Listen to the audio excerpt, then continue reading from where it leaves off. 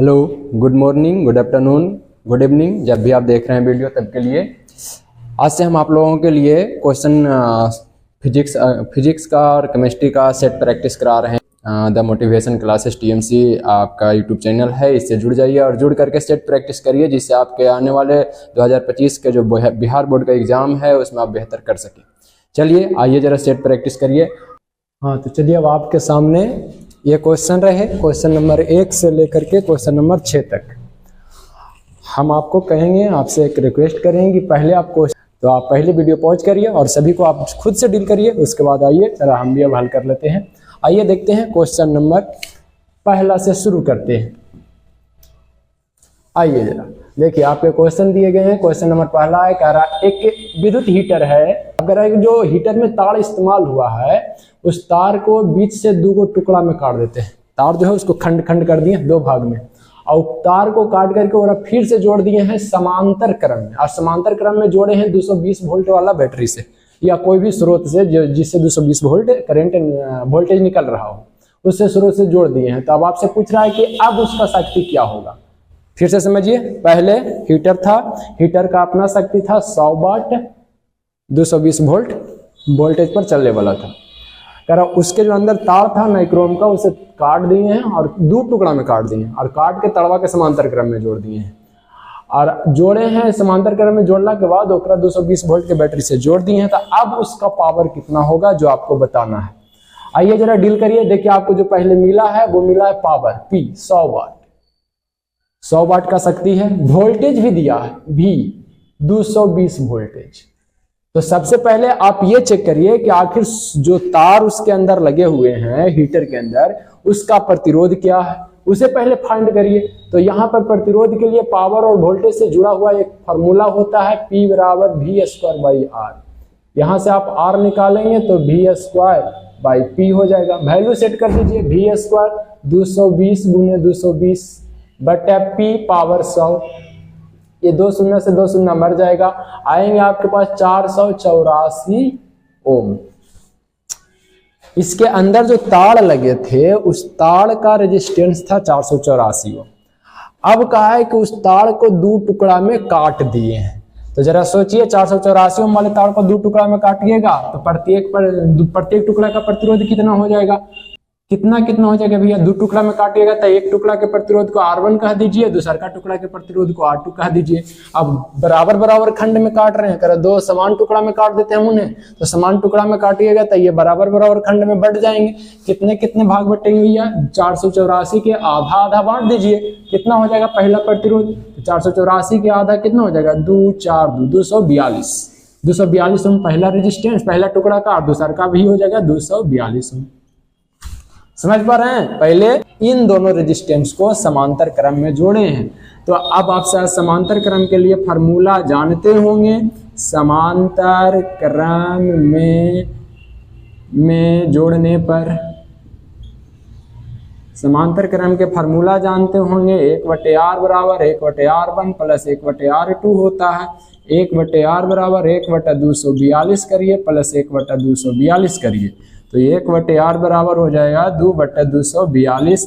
ये कटेंगे भाई साहब, 1/R बराबर ये कटेंगे 121 मरतबा कट जाएगा। देन यहाँ से आप डायरेक्ट R ही निकाल लीजिए, नीचे वाला उलट दीजिए, ये ऊपर जाएगा R बन जाएगा तो ये भी उलट जाएगा। देन R बराबर हो जाएगा 121। पहले प्रतिरोध था 484, अब प्रतिरोध हो गया 121। तब आपसे पूछ रहा है कि अब उसकी शक्ति कितनी होगी, अब शक्ति कितना होगा। तो अब जो रेजिस्टेंस आया जोड़ने के बाद वो 121 ओम आया, और उसका वोल्टेज था 220 वोल्ट के स्रोत से ही जोड़े हैं, तो इसीलिए अब पावर कितना आएगा, अब शक्ति। तो अब शक्ति फाइंड कर दीजिए, शक्ति P बराबर फिर से फार्मूला लगा दीजिए V²/R। अब V के मान, भी आपको दे रखा 220 वोल्ट, तो 220 × 220 अब बटा R कर दीजिए 121। अब आप इन्हें काटिए जरा, 11 × 11 121, 11 दूनी 22, 20 मरतबा ही कट जाएगा, फिर ये 11 दूनी 22 कट जाएगा। तो बाकी आपके पास पावर जो आए P बराबर वो आए 40 × 40 400 वाट का, 400 वाट। तो पहला जो प्रश्न था आपका उस प्रश्न का आंसर आता है 400 वाट, जो ऑप्शन नंबर ए सही होगी। चलिए, यदि आप ऑप्शन नंबर ए लगाए हैं तो सही है, अन्यथा फिर शुद्ध कर लीजिए। चलिए आगे बढ़िए। क्वेश्चन नंबर अगला कह रहा है स्वस्थ मनुष्य का प्रतिरोध कितना होता है। देखिए भैया, हम लोग के शरीर का जो प्रतिरोध होता है वो बहुत हाई होता है कि धारा और प्रतिरोध एक दूसरे के उलट होते हैं। जिसका रेजिस्टेंस जितना ज्यादा उसमें धारा उतना ही कम बनते हैं। ये ओम के नियम सिखाता है, I बराबर V बटा R या V बराबर I R, जो फार्मूला पढ़े उसी से निकलता है। तो ये कुछ रीजन है कि आपके शरीर का प्रतिरोध बहुत ज्यादा है, और ये प्रतिरोध हमारे शरीर का लगभग 50,000 ओम के करीब होता है, लगभग। तो आप याद रखेंगे स्वस्थ मनुष्य के शरीर का प्रतिरोध 50,000 ओम के बराबर होता है। ऑप्शन नंबर ए आपका सही हो जाएगा। आगे बढ़िए। कह रहा है एक चौक कुंडली का प्रेरकत्व, क्वेश्चन नंबर तीसरा पढ़ रहे हैं। एक चौक कुंडली का प्रेरकत्व 5 हेनरी है। H मतलब हेनरी होता है। चौक कुंडली का प्रेरकत्व 5 हेनरी है। कह रहा है इनसे जो धारा बह रही है उसका बहने का दर है 2 एम्पियर प्रति सेकंड। यहाँ पे पढ़िएगा 2 एम्पियर प्रति सेकंड है। तो कह रहा है इसका विद्युत वाहक बल कितना होगा। जरा कह रहा है एक चौक कुंडली का प्रेरकत्व को सूचित किया जाता है L से। वो जो कुंडली बनते हैं इन कुंडली को ही कहा जाता है प्रेरकत्व। अब इनका जो रेजिस्टेंस होता है उसे L से दिखाया जाता है। तो यहाँ पर L के मान दे रखा है आपको 5 हेनरी, और इसे जो धारा बह रहे हैं, धारा बहने के दर दिया, देखिए धारा 2 एम्पियर प्रति सेकंड की दर से बह रही है। यहाँ पर दर दिया है, कितना दिया भैया 2 एम्पियर प्रति सेकंड। 2 एम्पियर प्रति सेकंड की दर से बह रही है। तो आपसे पूछ रहा है विद्युत वाहक बल क्या है। अब ये 2 एम्पियर प्रति सेकंड के एम्पियर के दर से बह रही है, ये क्या है, क्या ये धारा है, आई है? तो कहेंगे नहीं, धारा केवल आई यदि रहता तो धारा का मात्रक केवल एम्पियर होता है। यहाँ एम्पियर बट्टे सेकंड दिया गया है, एम्पियर प्रति सेकंड, मतलब कि प्रति ये जो लगाया धारा बहने का दर दिया है, ये di/dt दिया हुआ है। बना समय में जा रहा है जो इंक्लूड किया, तो ये धारा बहने का दर है। धारा केवल आई नहीं लिख सकते, इसे di/dt लिखेंगे। तो di/dt के मान आपको दिया 2 एम्पियर पर सेकंड। तो आपसे पूछ रहा है विद्युत वाहक बल क्या होगा। विद्युत वाहक बल को हम ई कहते हैं। ई के मान आपसे पूछा है। शायद आप फैराडे वगैरह के नियम पढ़े होंगे, चुंबकीय प्रेरण वगैरह के नियम, तो आप शायद पढ़े होंगे ई बराबर L इंटू di/dt। अब वो निगेटिव वैल्यू होता है, -di/dt होता है, शायद पढ़े होंगे। तो यहाँ L के मान 5 है, वैसा 5 है, तो यहाँ पर 5 रखेंगे। 5 -5 गुना di/dt का मान है 2, तो 5 दूना 10 हो जाएगा। विद्युत वाहक बल के मात्रक वोल्टेज या विभवांतर के मात्रक के समान होते हैं। तो विद्युत वाहक बल के मात्रक यहाँ अंत में वोल्टेज आएगा 5×10, माइनस वाला वैल्यू आएगा -10 वोल्टेज। आपका ऑप्शन सही हो जाएगा। ऑप्शन नंबर बी को टिक मार्क कर सकते हैं यहाँ पे। क्वेश्चन नंबर 3 का ऑप्शन बी सही होगा।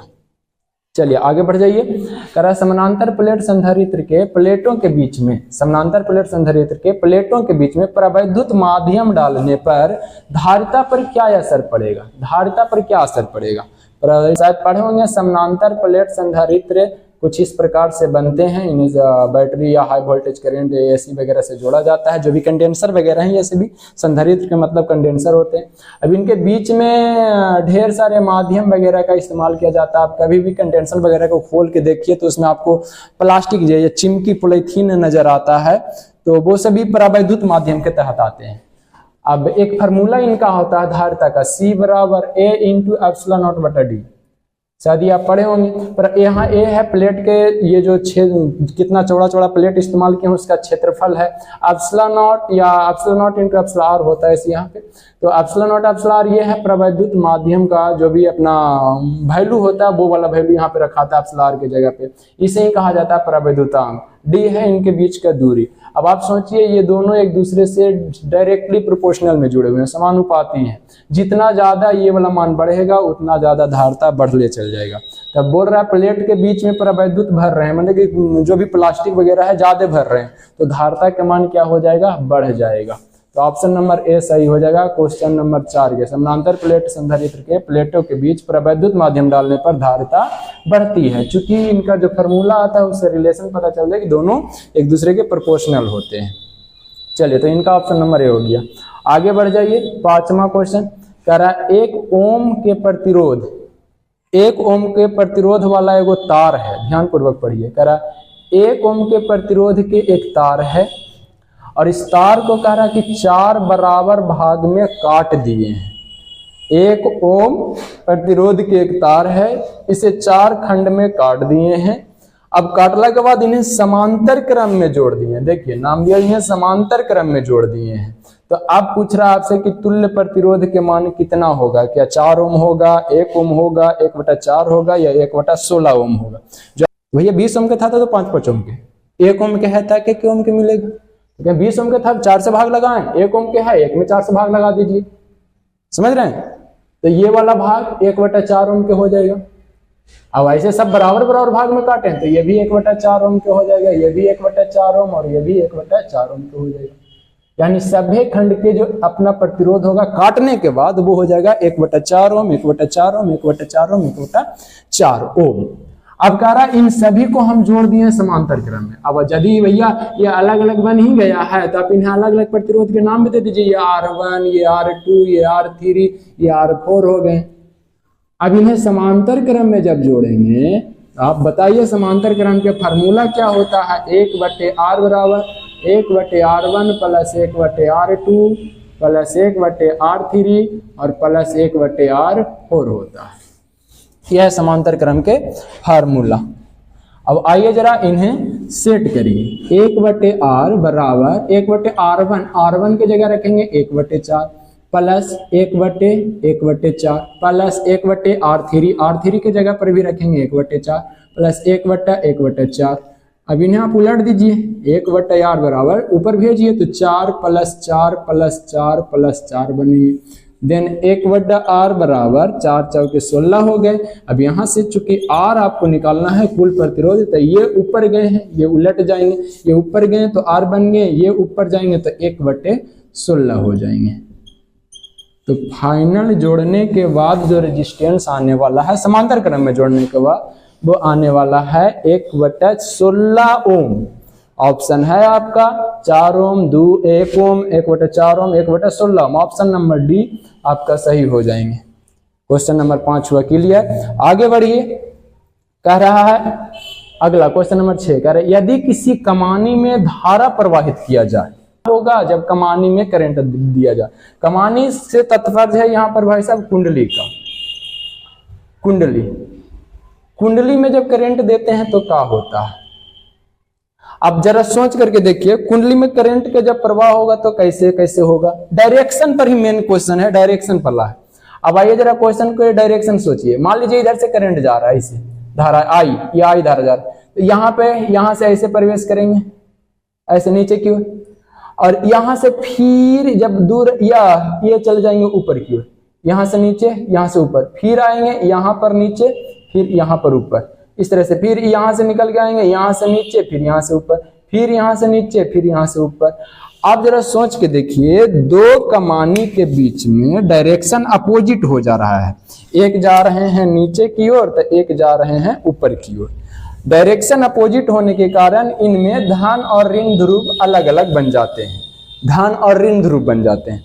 अब धन और ऋण ध्रुव बनने के कारण यानी धन आवेश ऋण आवेश जैसा इस पर प्रभाव उत्पन्न होता भी है। तो आप जरा सोचिए, डायरेक्शन अपोजिट होने के कारण या यूं कहिए कि ध्रुव अपोजिट होने के कारण, एक साइड निगेटिव एक साइड पॉजिटिव होने के कारण इनमें आ जाएगा आकर्षण। और आकर्षण से होता क्या है कि दो चीज जब भी आकर्षित होंगे तो भैया इनमें एक दूसरे से कमानी है जो ऐसे आकर के सटने लगेगा। तो सटने का मतलब हुआ कि ये संकुचित हो जाएंगे, प्रवेश करेगी नीचे से, फिर आगे बढ़ेगी ऊपर से, फिर नीचे से, फिर ऊपर से, ऐसे ऐसे ऐसे धारा के यहाँ पे पथ होता है। तो इसके कारण direction opposite. Option number A आपका सही हो जाएगा क्वेश्चन नंबर 6 का। चलिए अब आइए देखते हैं नेक्स्ट क्वेश्चन को। हाँ जी, चलिए नेक्स्ट क्वेश्चन आपके लिए क्वेश्चन नंबर 7 से क्वेश्चन नंबर 13 तक है। इन्हें जरा डील करिए, वीडियो पॉज करिए, खुद से ऑप्शन लगाइए और फिर चेक करिए कि आपके कितने ऑप्शन सही जाते हैं। चलिए आइए जरा चेक करते हैं। निकेल, क्वेश्चन नंबर 7 पूछ रहा है कि निकेल क्या है। निकेल क्या है? निकेल कैसा पदार्थ है जो आपसे पूछा गया है। अनुचुंबकीय है, प्रतिचुंबकीय है या लाह चुंबकीय है या इनमें से कोई नहीं। कौन सा ऑप्शन होगा, क्या कहना है आपका? चलिए लगाइए जरा क्वेश्चन, लगाइए ऑप्शन लगाइए सही सही। आइए जरा चेक करते हैं। देखिए भैया याद रखिएगा, लोहा, कोबाल्ट और निकेल, इन तीनों के मिलने से चंबुक का निर्माण होता है। और चूंकि चुंबक सभी लौह पदार्थ को, जैसे लोहा वगैरह को सटाने वाला काम करता है, सट जाता है उसमें चुंबकीय पदार्थ जितने होते हैं, तो इन तीनों को ऐसे लौह चुंबकीय कहा जाता है। याद रखिएगा, ये तीनों लौह चुंबकीय पदार्थ हैं, इन तीनों से चुंबक का निर्माण किया जाता है। तो इन तीनों में से कोई भी आपसे ऑप्शन में दिया हुआ रहे, सीधे खटाक से आंख बंद करके मारिए कि वो लौह चुंबकीय पदार्थ होंगे। निकेल यहाँ से मिला, निकेल आपका लौह चुंबकीय पदार्थ है, ऑप्शन नंबर सी। एकदम आंख बंद करके ऑप्शन नंबर सी पर टिक करिए, आगे बढ़ जाइए। निकेल लौह चुंबकीय पदार्थ है, कोबाल्ट भी लौह चुंबकीय पदार्थ है और लोहा भी लौह चुंबकीय पदार्थ है। इन तीनों को आप याद रखा करेंगे, भूलेंगे नहीं। हो सकता है आज निकेल पूछा है, कल लोहा पूछ दे, तो आप यही सब बातों को ध्यान में रखिएगा। आगे बढ़िए, निकेल लौह चुंबकीय पदार्थ है। 8वां क्वेश्चन कह रहा है किसी चुंबक का चुंबकीय आघूर्ण कैसा होता है? किसी चुंबक का चुंबकीय आघूर्ण के मान कैसा होता है? चुंबकीय आघूर्ण एक सदिश राशि होते हैं, याद रखा करिए। चुंबकीय आघूर्ण बड़ी एम और छोटी एम को ध्रुव प्रबलता इसे कहते हैं। ये लंबवत डिस्टेंस होता है, चुंबक के लंबवत का दूरी होता है ये। तो ये ऐसे फार्मूला बना सकते हैं, कोई एक ध्रुव प्रबलता और उसके बीच के लंबवत दूरी को कहा जाता है इसे चुंबकीय आघूर्ण, और ये होते हैं एक सदिश राशि। तो याद रखा करिएगा, चुंबकीय आघूर्ण एक सदिश राशि होते हैं। ऑप्शन है आपके चुंबकीय आघूर्ण एक सदिश राशि है। ऑप्शन नंबर ए सदिश राशि, ऑप्शन नंबर बी अदिश उदासीन, नहीं ऐसे भी कुछ नहीं। ऑप्शन नंबर बी ए सदिश राशि, चुंबकीय आघूर्ण एक सदिश राशि होता है, याद रखेंगे। आगे बढ़ जाइए, क्वेश्चन नंबर 9 कह रहा है 10 एम्पियर की धारा एक तार से कितना सेकंड तक प्रवाहित किया? 10 सेकंड तक। चलिए भाई 10 सेकंड तक क्वेश्चन में होगा भैया, देख लेते हैं क्वेश्चन एक बार फिर से। 10 एम्पियर की धारा एक तार से 10 सेकंड तक प्रवाहित किया जाता है। 10 एम्पियर की धारा एक तार से 10 सेकंड तक प्रवाहित किया जाता है। तो और तार का विभवांतर है जो 15 वोल्टेज है। तो आपसे पूछ रहा किया गया कार्य क्या होगा? देखिए भैया, कोई भी तार में जब करंट दिया जाता है तो करंट से जो इलेक्ट्रॉन होते हैं वो गति करने लग जाते हैं। आप शायद ये सभी काम किया गया वो कितना होगा जी आपसे पूछ रहा। अब काम के लिए याद रखेंगे, काम और ऊर्जा एक ही होते हैं, मतलब एक ही है। अब ये कहें कि रूप में एक ही नहीं होते हैं, बस जो भी हम लोग के अंदर एनर्जी है उसी के आधार पर काम होता है, इसलिए काम बराबर एनर्जी बोला जाता है।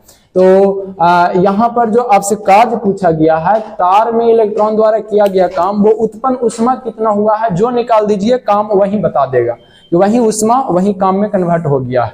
और ऊष्मा का आपके पास फार्मूला होता है, शायद पढ़े होंगे, E या H बराबर I²RT, शायद पढ़े होंगे। अब एम्पियर की धारा, I के मान मिला है, धारा I बराबर है 10 एम्पियर। 10 एम्पियर की धारा दिया गया है, 10 सेकंड तक समय दिया है, टाइम 10 सेकंड तक प्रवाहित हो रहा है। अब कह रहा है तार का विभवांतर V के मान दिया है, V वोल्टेज है जी कितना? 15 वोल्टेज। तो आपसे पूछ रहा है कितना काम किया गया, काम बराबर भार। अब यही काम आप इसे ऊर्जा के तौर पर भी निकाल सकते हैं, काम या एनर्जी बराबर भार। एनर्जी को यहाँ पर H से दिखाया जाता है, जो भी विद्युत वाला एनर्जी होता है उसे हीट के रूप में प्रोड्यूस होते हैं, इसीलिए उसे H से दिखाया जाता है। तो आप यहाँ पर चूंकि फार्मूला लगाएं कि H बराबर हम लोग पढ़े भैया I²RT। अब आइए जरा सेट करिए, I आपके पास अवेलेबल है, R नहीं है तो एक खेला कर सकते हैं कि V को R में कन्वर्ट कर सकते हैं। V और I और R का रिलेशन शायद आप पढ़े होंगे, V बराबर IR होता है, पढ़े हैं V बराबर IR। तो R बराबर कितना? V बटे I। ये वाला इस्तेमाल कर सकते हैं, R बराबर V बटे I। तो यहाँ पर सेट करिए I² इंटू R के जगह पे कर देंगे V बटे I होगा और गुना के टाइम T। अब एक I नीचे है, 2 I ऊपर है, तो एक I खत्म हो जाएगा, ऊपर बचा I into V into T। अब यहाँ पर सेट कर दीजिए, I के वैल्यू 10, V का वैल्यू है 15 और समय T का वैल्यू है 10। 15 दहां को 150, दहां को 1500, 15 पर 2 शून्य आ जाएंगे। कार्य और उष्मा सबका मात्रक जूल होते हैं, तो 1500 जूल इसका ऑप्शन हो जाएगा। ऑप्शन नंबर सी सही है भैया, एकदम फटाफट क्लियर किए जाइए। ऑप्शन नंबर सी को टिक मार्क कर दीजिए, आगे बढ़ जाइए। क्वेश्चन नंबर 10 कह रहा है कि एलसी परपथ की आवृत्ति क्या होती है? आवृत्ति फ्रीक्वेंसी F बराबर भाट। फ्रीक्वेंसी के फार्मूला याद करिए, ऐसे भी फार्मूला पढ़े हैं आप लोग। F बराबर होता है 1/2 pi into root under L into C. ये फ्रीक्वेंसी का फार्मूला होता है LR परपथ का लिए, LR परपथ होते हैं, LC परपथ के लिए ये फार्मूला होते हैं। F बराबर 1/2 pi into root under LC तो आपका ऑप्शन नंबर बी वाला ऑप्शन सही हो जाएगा। ये सभी याद रखने वाली चीजें फॉर्मूले हैं भैया, इन्हें आप अभी सीध उध करके नहीं खा सकते हैं, ताकि सीध करने वाला वो 5 नंबर के क्वेश्चन वगैरह में किया जाता है। यहाँ पे नहीं, यहाँ पे डायरेक्ट याद करिए कि हाँ भैया फ्रीक्वेंसी एलसी पर पद का frequency 1/2 pi root under LC होते हैं, याद रखेंगे। आगे बढ़ जाइए, क्वेश्चन नंबर 11। क्वेश्चन नंबर 11 कह रहा है कि इलेक्ट्रॉन वोल्ट द्वारा क्या नापते हैं? नाभिक में या परमाणु के इलेक्ट्रॉन प्रोटॉन में जो भी एनर्जी है उस एनर्जी का मात्रक होता है, ऊर्जा का मात्रक होता है। इलेक्ट्रॉन वोल्ट में नापा जाता है नाभिक की ऊर्जा को, ज्यादातर इलेक्ट्रॉन वोल्ट में नाभिक की ऊर्जा को ज्यादा नापते हैं, या नाभिकीय संलयन या सूर्य से जो निकलने वाली ऊष्मा उसे मेगा इलेक्ट्रॉन वोल्ट वगैरह में नापा जाता है। तो इलेक्ट्रॉन वोल्ट आपसे पूछ रहा है कि इलेक्ट्रॉन वोल्ट द्वारा क्या नापा जाता है? तो इलेक्ट्रॉन वोल्ट द्वारा ऊर्जा नापा जाता है। जो भी उस नाभिक के अंदर या नाभिकीय संलयन या नाभिकीय विखंडन में जो ऊष्मा निकलता है, ऊर्जा निकलता है, उस ऊर्जा को नापा जाता है इलेक्ट्रॉन वोल्ट में। तो इलेक्ट्रॉन वोल्ट द्वारा ऊर्जा के माप किया जाता है। और ये भी याद रखा करें तो ज्यादा बेहतर है कि एक इलेक्ट्रॉन वोल्ट में वैल्यू कितना होता है जूल के पावर में। तो एक इलेक्ट्रॉन वोल्ट में 1.6 × 10 के पावर -19 जूल होते हैं। ये भी आप याद रखें तो ज्यादा बेहतर है। कभी कभार हो सकता है कि आपसे ऑब्जेक्टिव में पूछ दिया जाए। हालांकि अभी के लिए पूछा है कि इलेक्ट्रॉन वोल्ट से क्या नापा जाता है, तो ऊर्जा नापा जाता है। एक इलेक्ट्रॉन वोल्ट में इतना होता भी है 1.6 × 10 के पावर -19 जूल। तो अभी का ऑप्शन आपका ऑप्शन नंबर डी हो जाएगा, इलेक्ट्रॉन वोल्ट से ऊर्जा नापते हैं। आगे बढ़ जाइए, आगे देखते हैं क्वेश्चन नंबर 12 कह रहा है कि साइक्लोट्रॉन किस कण को उच्च ऊर्जा तक त्वरित नहीं कर सकता है? आप जानते हैं साइक्लोट्रॉन का उपयोग कहाँ किया जाता है? इलेक्ट्रॉन, प्रोटॉन, जो भी सूक्ष्म कणें हैं, जो भी आवेशित कणें हैं, यूं कहें सूक्ष्म कणें नहीं, जो भी आवेशित कणें हैं उन्हें गतिशील करने में, हाई स्पीड से गतिशील करने के लिए साइक्लोट्रॉन का इस्तेमाल किया जाता है। हाई स्पीड से गतिशील करने का ही अर्थ होता है, गतिशील करना माने त्वरित करना। जो भी गति करता है उसमें त्वरण आता है, बिना गति के त्वरण आता नहीं है। तो यहां बोल रहा है कि किसे त्वरित नहीं कर सकते हैं, किसे त्वरित नहीं कर सकते हैं। तो ये त्वरित करता किसे है जो तो याद करिए, साइक्लोट्रॉन त्वरित उसे करता है जिस पर आवेश होता है, यानी आवेशित कण को ये त्वरित करता है। तो जरा ऑप्शन को खोज लीजिए, जिसमें आवेश होगा उसे त्वरित करेगा, और जिसमें आवेश नहीं होगा उसे बोल रहा है कि किसे त्वरित नहीं करेगा, तो जिस पर आवेश नहीं होगा उसे त्वरित नहीं करेगा। खोजिए, क्वेश्चन ऑप्शन नंबर है, ऑप्शन नंबर ए प्रोटॉन। क्या प्रोटॉन पर आवेश होते हैं? बिल्कुल होते हैं। धन आवेश उपस्थित रहता है प्रोटॉन पे, प्रोटॉन पे धन आवेश। क्या इलेक्ट्रॉन आवेशित है? बिल्कुल है। इलेक्ट्रॉन पर ऋण आवेश रहता है। तो ऑप्शन ए और बी तो ऐसे ही खत्म हो गया कि इस पर धन आवेश है, ये ऋण आवेश है, तो ये तो आवेशित कण को ही गति करता है, तो ये दोनों तो हो नहीं सकता। न्यूट्रॉन, क्या न्यूट्रॉन पर आवेश होते हैं? नहीं भैया, न्यूट्रॉन परमाणु के नाभिक में बैठे होते हैं प्रोटॉन के साथ, लेकिन न्यूट्रॉन पर कोई आवेश नहीं होता। हाँ, वजन होता, प्रोटॉन के बराबर न्यूट्रॉन पर द्रव्यमान होता है, लेकिन आवेश नहीं होता इसमें, यानी ये आवेशित कण नहीं है, तो ये इससे त्वरित नहीं कर सकता है। ऑप्शन नंबर सी एकदम सही लगाएंगे कि साइक्लोट्रॉन न्यूट्रॉन को गतिशील नहीं कर सकता है, इतना याद रखेंगे। अच्छा, अल्फा कण है, अल्फा कण किसके समान गुण दिखाता है? तो अल्फा कण के समान तो हीलियम के जैसा होता है, हीलियम के नाभिक के जैसा होता है अल्फा कण। और हीलियम में देखिए परमाणु संख्या होती है 2, तो परमाणु संख्या जब है तो इसमें जाहिर सी बात है कि इसमें इलेक्ट्रॉन भी है, प्रोटॉन भी है, तो ये तो आवेशित चीज है, ये आवेशित चीज है, इलेक्ट्रॉन प्रोटॉन है। तो ऐसे He पर प्लस या He पर 1+ का इस्तेमाल ये इसे कहा जाता है हीलियम नाभिक। तो इस पर तो आवेश उत्पन्न हो जाता है, ये अल्फा कण पे आवेश रहते हैं, तो अल्फा कण को ये त्वरित कर सकते हैं कि चूंकि ये आवेशित कण है। न्यूट्रॉन पर आवेश नहीं होता तो ये न्यूट्रॉन को आवेशित नहीं करेंगे। ऑप्शन नंबर सी आपका सही हो जाएगा, साइक्लोट्रॉन न्यूट्रॉन को आवेशित नहीं कर सकता है। एकदम खटाक से टिक लगा लीजिए, आगे बढ़ जाइए। लेंज का नियम किससे संबंधित है? लेंज का नियम पढ़े हैं, चुंबकीय प्रेरण, शायद आपको याद होगा, पढ़े हैं। विद्युत चुंबकीय प्रेरण बोले थे कि किसी भी कुंडली को भीरी में रख दीजिए और इसके भीरी में ले जाकर के चुंबक के आगे पीछे करते रहिए, ये नॉर्थ ये साउथ, और इसको आगे पीछे करिए, अपने आप इसमें से करंट निकलेगा। बताए थे, इसी को कहते हैं विद्युत चुंबकीय प्रेरण। कुंडली के समीप में चुंबक को गतिशील कराए या चुंबक को रोक दीजिए, हाँ कुंडली के यहाँ पे आगे पीछे करने लगी, दोनों को माने किसी एक को रोक करके दूसरा को गतिशील करा सकते हैं, तो इससे करंट उत्पन्न होता है। अब करंट उत्पन्न होता है, ये बताया फैराडे जी। अब लेंज जी क्या बताएं? लेंज जी बताएं कि भैया जिस कारक से में करंट बनता है उसी कारक का विरोध करता है। समझिए, शब्द को समझिए, जिस कारक से, जैसे चंबुक का आगे पीछे करने से इसमें करंट बना तो चंबुक कहीं विरोध करेगा। विरोध करने का मतलब इसे ढकेल सकता है, जैसे यहां पे आना चाहेगा इसे पीछे ढकेल देगा। आखिर ढकेलेगा क्यों? ढकेलेगा क्यों? जैसे यहाँ पे साउथ पोल है तो ये ढकलाएगा कैसे? जाहिर सी बात है यदि करीब वाले सिरा पर साउथ पोल आ जाए तब, करता है। ये बोले कि उसी कारक का विरोध करता है जिससे ये बनता है, करंट बनता है, तो उसी कारक का विरोध करेगा। विरोध कब होगा? जब दोनों समान समान जाते रहते तभी तो विकर्षण होता है, ऐसे थोड़ी विकर्षण होता है। ऐसे यहाँ पे नॉर्थ रहेगा, यहाँ पे साउथ रहेगा, तो दोनों तो आकर चिपक जाएंगे भाई, आकर्षण हो जाएगा, वहां तो मोहब्बत बढ़ जाएंगे। फिर यहां पर विकर्षण लगेगा। पर एक बात आता है, यहाँ पर पूछ रहा है कि ये किस नियम का पालन करता है? लेंज जी के नियम यही है। और यूं कहें, कुंडली के निकट चंबुक को गतिशील करें तो चंबुक कुंडली में अपने आप एक धारा प्रेरित होता है, और ये जो धारा प्रेरित होता है या उस कारक का विरोध करता है जिससे खुद उत्पन्न होता है। इस एरा में जो करंट है इसे विकर्षित करने लगता है। क्यों विकर्षित करते हैं? क्योंकि पास वाले सिरा पर सजातीय ध्रुव उत्पन्न होते हैं और दूर वाले पे विजातीय ध्रुव उत्पन्न होते हैं, इसलिए यहाँ पे विकर्षण लगता है, जिसे बोलते हैं विरोध करता है। आखिर ये जो लेंज जी हैं, लेंज जी इन्होंने बताए थे कि देखिए भैया, जो चंबुक का अपना ऊर्जा है चुंबकीय ऊर्जा, चुंबकीय ऊर्जा, यही ऊर्जा जब इसे आगे पीछे करते हैं तो फ्लक्स के रूप में, चुंबकीय फ्लक्स के रूप में इसमें प्रवेश करता है, कुंडली में प्रवेश करता है, और फिर चुंबक कुंडली में करंट उत्पन्न करता है जो कन्वर्ट हो जाता है विद्युत ऊर्जा में, विद्युत ऊर्जा में। ये लेंज जी बताए थे कि चुंबक का चुंबकीय ऊर्जा कुंडली में विद्युत ऊर्जा के रूप में बदलता है, यानी ऊर्जा का रूपांतरण हो रहा है, ऊर्जा बदल रहे हैं, यानी ऊर्जा संरक्षित है।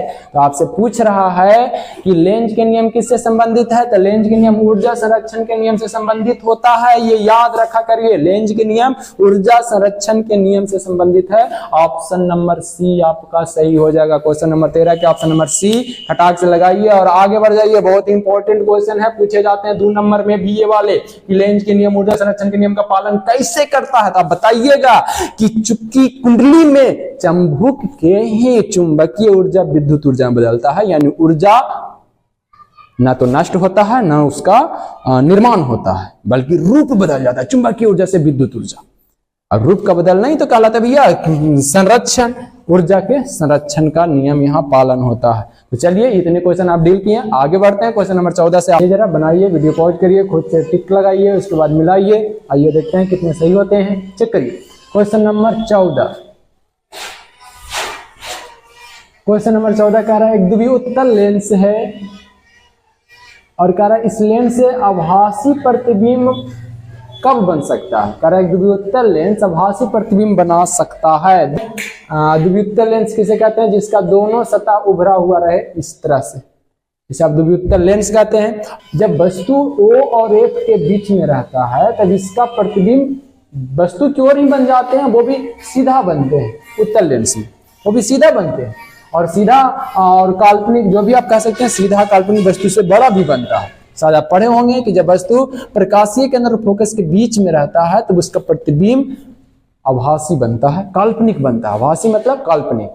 तो आपसे पूछ रहा था कि बताइए द्विउत्तल लेंस से आभासी प्रतिबिंब कब बन सकता है? तो जब वस्तु प्रकाशीय केंद्र और फोकस के बीच में रहे। ऑप्शन नंबर ए आपका सही होगा, ऑप्शन नंबर ए सही होगा। प्रकाशीय केंद्र और फोकस के बीच में रहेंगे तब।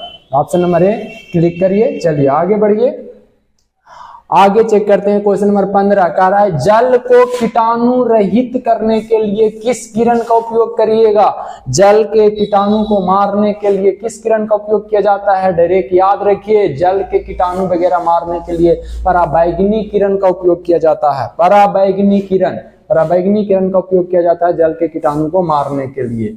चलिए आगे बढ़ जाइए, ऑप्शन नंबर बी हो जाएगा आपका 15। जल के कीटाणु को मारने के लिए पराबैंगनी किरण का उपयोग किया जाता है। एक उत्तल लेंस है जो 2 पदार्थ के मिलने से बना है। तो पूछ रहा है इसमें कितने प्रतिबिंब बनेंगे, प्रतिबिंब की संख्या क्या होगी? शायद आप पढ़े होंगे कि कोई भी लेंस जितने प्रकार के पदार्थ से मिल करके बने होते हैं, कोई लेंस को बनाने के लिए जितना अलग अलग वर्तनांक वाले पदार्थ का उपयोग होगा, यदि मान लेते हैं यहाँ पर μ1, μ2, μ3, μ4, ये 4 प्रकार के वर्तनांक वाले कोई पदार्थ से मिलकर के ये वो लेंस बना है, तो आपसे पूछा जाएगा इसमें प्रतिबिंब कितने बनेंगे? तो आप सीधे कहिए कि जितने प्रकार के अपवर्तनांक उतने प्रकार के प्रतिबिंब।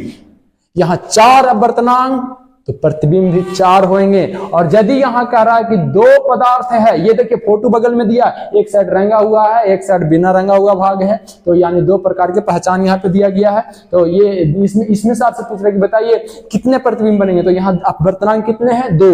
एक रंगा हुआ वाला को दिखाया गया है, एक बिना रंगा हुआ वाला को, यानी 2 प्रकार के अपवर्तनांक वाला यहाँ पर पदार्थ का उपयोग किया गया है। तो प्रतिबिंब कितने बनेंगे, 2 बनेंगे। ऑप्शन नंबर बी होगा सही, 16 का ऑप्शन नंबर बी। जी क्वेश्चन नंबर 17, क्वेश्चन नंबर 17 कह रहा है किसी वस्तु का मनुष्य के आंख पर कैसा प्रतिबिंब बनता है।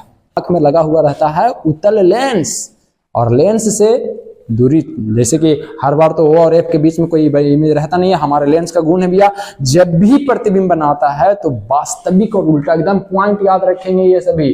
आंख के रेटिना पर जो प्रतिबिंब बनता है वो वास्तविक और उल्टा, हम आपको देख रहे हैं, आप हमें देख रहे हैं, हम किन्हीं भी वस्तु को देखते हैं तो उसका इमेज रेटिना पर, आंख के रेटिना पर वास्तविक और उल्टा बनता है। फिर सीधा कैसे दिखता है वो सभी, तो सीधा दिखने के लिए आपके आंख के पीछे से भाग निकलता है, महीन महीन ढेर सारे नस निकलते हैं, प्रकाशशिला जिसे कहा जाता है या प्रकाश तंत्रिका इसे बोल सकते हैं, वो सभी जाकर के जुड़ते हैं आपके ब्रेन से। ब्रेन उसको सूचना देता है कि चलो इस इमेज को आप सीधा करके देखो आंख को, भैया वहां से सूचना आता है और फिर हम सीधा चीज को देख पाते हैं। लेकिन एक्चुअल में जो इमेज बनता है रेटिना पर वो होते हैं वास्तविक और उल्टा। वास्तविक और उल्टा ऑप्शन नंबर डी आपके हो जाएंगे। क्वेश्चन नंबर 17 का ऑप्शन नंबर डी सही है, टिक कर लीजिए। आगे हम क्वेश्चन नंबर 18, समतल ध्रुवित प्रकाश, समतल ध्रुवित प्रकाश कंपन करता है। समतल ध्रुवित प्रकाश में कंपन किधर होता है, समतल ध्रुवित प्रकाश में, समतल ध्रुवित प्रकाश किसे कहते हैं, इसे पीपीएल भी बोला जाता है, इसे प्लेन पोलराइज्ड लाइट कहते हैं अंग्रेजी में। इसमें कंपन किधर होता है भैया, शायद आप जानते होंगे समतल ध्रुवित प्रकाश उत्पन्न कैसे किया जा सकता है। तो जैसे मान लीजिए यहाँ पर जो लाइट बल्ब वगैरह जलते हैं, आपके अगल बगल में कोई बल्ब जल रहा है तो उससे जो लाइट निकल रहे हैं वो चारों ओर फैल रहे हैं, वो चारों ओर फैल रहे हैं। अब यदि उस लाइट को किसी ऐसे पदार्थ से देखा जाए, या पोलराइड जिसे कह सकते हैं, किसी पोलराइड से देखा जाए। अब पोलराइड का उपयोग जनरल तौर पर धूप वाले चश्मा में किया हुआ रहता है, या हेलमेट वगैरह किन्हीं का देखिए ब्लैक टाइप का हो या रंगीन टाइप का हो, वो पोलराइड लगा करके ही बनाया जाता है, जिससे चकाचौंध वगैरह जो ज्यादा धूप वगैरह पड़ता है उससे रुकावट होता है। जैसे देखिए यदि मान लेते हैं कि बस ये बल्ब से निकलने वाला प्रकाश है या सूर्य से आने वाले प्रकाश है जो चारों ओर फैल करके आ रहे हैं, यदि इन्हें किसी पोलराइड युक्त चश्मा वगैरह से देखा जाए तो आपको ये लाइट बहुत कम दिखाई देगा। ऐसा लगेगा बादल छाया हुआ है, लाइट बहुत कम है, मतलब कि इसका ये जो लाइट है, इस लाइट का कंपन जो सभी ओर हो रहे थे, समान रूप से फैल रहे थे, वो एक दिशीय हो जाते हैं। एक दिशीय, एक डायरेक्शन में केवल कंपन करना शुरू कर देता है, जिससे प्रकाश का जो तीव्रता वगैरह है वो थोड़ा घट जाता है और मैंने चकाचौंध से बचाव वगैरह होता है। याद रखिएगा जो प्रकाश सभी ओर फैल रहे होते हैं शुरू से बल्ब में से या सूर्य से निकलने वाली जो लाइट है, इसे अध्रुवित प्रकाश भी कहा जाता है, अध्रुवित प्रकाश कहा जाता है। और इधर जो एक ही समतल में कंपन करने लगते हैं इसलिए इसे कहा जाता है समतल ध्रुवित प्रकाश। आपसे पूछ रहा है कि बताइए इस प्रकाश का कंपन किधर होता है, केवल वन डायरेक्शन वाला, एक डायरेक्शन में कंपन हो रहे हैं बस। तो यही पूछा गया क्या सभी दिशाओं में समान रूप से कंपन होता है, कहीं नहीं, सभी दिशाओं का कंपन केवल और केवल ध्रुवीय प्रकाश में हो सकता है, समतल ध्रुवित में नहीं हो सकता है, ये एक डायरेक्शन वाले हो जाते हैं। तो ऑप्शन दिया गया क्या सभी दिशा में समान रूप से कंपन करता, कहेंगे नहीं, एकदम नहीं, गलत है ये, केवल एक दिशा में, हाँ कहेंगे एकदम सही है, ये केवल एक दिशा में कंपन होता है। ऑप्शन नंबर बी 18 के समतल ध्रुवित प्रकाश के कंपन केवल एक दिशा में होता है, यही सही होगा ऑप्शन नंबर बी। इसी को याद रखिए एकदम। परस्पर लंबवत, किसके लंबवत, कह रहा कि एक ऐसे कंपन करता है का परस्पर लंबवत होकर के, कहेंगे ना ऐसे कहां से, सब एक दिशा में कंपन करना शुरू कर देता। तो ये आपका ऑप्शन नंबर बी हो जाएंगे भैया सही, क्वेश्चन नंबर 18 के। तो बी लगाइए, आगे बढ़ जाइए। क्वेश्चन नंबर 19 के पास चलिए। कह रहा है कि जब कहा जब है, क्वेश्चन नंबर 19, प्रकाश जब प्रकाश की किरण कांच स्लैब में प्रवेश करती है तो आपसे पूछ रहे हैं इसके तरंगदैर्घ्य पर क्या असर पड़ेगी। कांच में जा रही है तो तरंगदैर्घ्य पर क्या असर पड़ेगी। अब कांच में भाईमान जैसे मान लेते हैं यहाँ से लाइट निकली यहाँ पे कांच रखे उसमें घुस रहा है, तो आपसे पूछ रहा है कांच में जब लाइट घुसेगा तो अगर तरंगदैर्घ्य पर क्या असर पड़ेगा, तरंगदैर्घ्य बदलेगा, घटेगा या वहीं रहेगा, क्या होगा नहीं होगा बताइए। तो आप शायद जानते होंगे अलग अलग माध्यम का अपवर्तनांक अलग अलग होता है भैया। जैसे हवा है अपवर्तनांक 1 है, कांच अपवर्तनांक 1.5 हो जाता है, 1.5, पानी 1.33। जितने ज्यादा अपवर्तनांक वाले माध्यम होते हैं उसमें प्रकाश का चाल उतना स्लो हो जाता है। माध्यम का अपवर्तनांक बढ़ने से प्रकाश का चाल धीमा हो जाता है। और याद रखिएगा माध्यम का अपवर्तनांक या यूं कह लें प्रकाश का जो भी तरंगदैर्घ्य है वो एक दूसरे के अपवर्तनांक से इनवर्सली प्रोपोर्शनल रहते हैं, व्युत्क्रमानुपाती होते हैं, व्युत्क्रमानुपाती। यदि मान लेते हैं माध्यम का अपवर्तनांक बढ़ जाए तो तरंगदैर्घ्य घट जाएगा, अपवर्तनांक बढ़ने से तरंगदैर्घ्य घटेगा। अब आप सोच करके देखिए, आपसे पूछ रहा है कि जब प्रकाश किरण एक कांच स्लैब में प्रवेश करे, आ कहां से रही, आ रही हवा वगैरह या यूं कहें निर्वात वगैरह कहीं से भी आ रही, तो आ रही हवा से, तो हवा का अपवर्तनांक होते हैं 1। जा कहां रही, जा रही है कांच में, बोल रहा है कांच स्लैब में जा रही है, तो कांच का अपवर्तनांक होता है 1.5। देखिए अपवर्तनांक बढ़ गया, आ रही थी यहां, आजा चली गई यहां में, आ रही थी यहां से कांच से, हवा से गई कांच में। अब आप ही बताइए अपवर्तनांक पहले के रिस्पेक्ट में बढ़ा, पहले 1 अब हो गया 1.5, तो तरंगदैर्घ्य पर क्या असर पड़ेगा, तरंगदैर्घ्य घट जाएगा। आपको ऑप्शन दिया है क्या होगा, किरण कांच स्लैब में प्रवेश करेगी तो क्या इसका तरंगदैर्घ्य बढ़ेगी, घटेगी या परिवर्तित रहेगी, आंकड़ा ही पूर्ण नहीं है, ऐसा कुछ नहीं है भैया, तरंगदैर्घ्य घट जाएगा, तरंगदैर्घ्य इसका घट जाएगा। ऑप्शन नंबर बी आप सही करेंगे और आगे बढ़िए। 19 के क्वेश्चन नंबर 19 का ऑप्शन हो जाएगा आपका बी। आगे बढ़ जाते हैं, यंग के द्विछिद्र प्रयोग, द्विछिद्र प्रयोग शायद आप पढ़े होंगे, एक फार्मूला निकल जाता है फ्रिंज की चौड़ाई के लिए, बीटा बराबर capital D upon small D into का लैम्डा। शायद ये पढ़ा हुआ चीज होगा आप लोगों का, पढ़े होंगे आप, ये गुरुदेव पढ़ाए होंगे। आइए जरा इसमें से पूछ क्या रहा है चेक करते हैं। यंग के प्रयोग में प्रकाश का तरंगदैर्घ्य दुगनी किया जाए, दुगनी किया जाए, प्रकाश के तरंगदैर्घ्य को दुगुना कर रहे हैं, तो कह रहा आई गलती क्वेश्चन लिखा हुआ भाई साहब, क्वेश्चन गलती लिखा हुआ है। प्रकाश के तरंगदैर्घ्य को दुगुना कर रहे हैं तो तरंगदैर्घ्य नहीं पूछा जाएगा, फ्रिंज की चौड़ाई क्या होगी, जो दिए यहां पर फ्रिंज की चौड़ाई पूछा जाएगा भैया आपसे। फिर से यंग के जो प्रयोग है, ऐसे द्विछिद्र प्रयोग के नाम से जाना जाता है, वो यंग के प्रयोग में कह रहा प्रकाश का तरंगदैर्घ्य कर दिए दुगना, तो फ्रिंज की चौड़ाई क्या होगा, क्या असर पड़ेगा दुगना चौड़ाई पे। आइए जरा चेक करते हैं, हमारे पास फॉर्मूला है बीटा, यह है फ्रिंज की चौड़ाई, बीटा बीटा बीटा से सूचित करते हैं फ्रिंज की चौड़ाई को, बीटा बराबर कैपिटल डी बटा स्मॉल डी इंटू के लैम्डा होता है। अब लैम्डा में तरंगदैर्घ्य, यही है तरंगदैर्घ्य। आप इन दोनों के रिलेशन देख लीजिए ना पहले, क्या है, कैसे हैं, कैसे जुड़े हुए हैं, समानुपाती, सामने सामने सामने सामने वाला को समानुपाती कर दे भैया, कभी बट्टा वाला का रिलेशन मिल गया तो वो व्युत्क्रमानुपाती हो जाते हैं। अभी के लिए ये दोनों समानुपाती हैं। आहा, समानुपाती का प्रॉपर्टी क्या होता है, गुण क्या होता है, तो समानुपाती का गुण होता है कि यदि एक साइड वाला बढ़ेगा तो दूसरे साइड वाला भी बढ़ेगा, और जिस रेशियो में बढ़ेगा पहला उसी रेशियो में दूसरा भी बढ़ेगा, ये भी गुण होता है।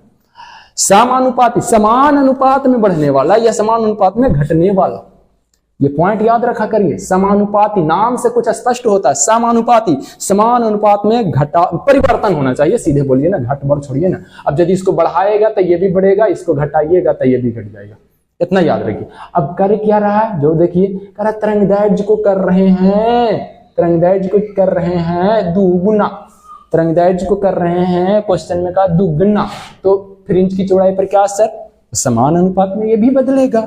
यदि ये दुगना तो ये भी दुगना, कहानी खत्म, खत्म, अब कुछ नहीं है। आपसे ऑप्शन दिया गया दुगना कर देंगे तो चौड़ाई क्या होगा, वही रहेगी, नहीं ऐसे कैसे वही रहेगी, दुगनी हो जाएगी, बिल्कुल दुगनी हो जाएगी। ऑप्शन नंबर बी आपका सही हो जाएगा, दुगुना हो जाएगा, दुगना, जिस रेशियो में ये बढ़ेंगे उसी रेशियो में इधर परिवर्तन होना चाहिए, तो इधर दुगना तो ये भी दुगना। ऑप्शन नंबर बी एकदम सही कर लीजिए। आगे बढ़िए क्वेश्चन नंबर 21 और बताइए क्वेश्चन नंबर 21 का क्या आंसर होगा।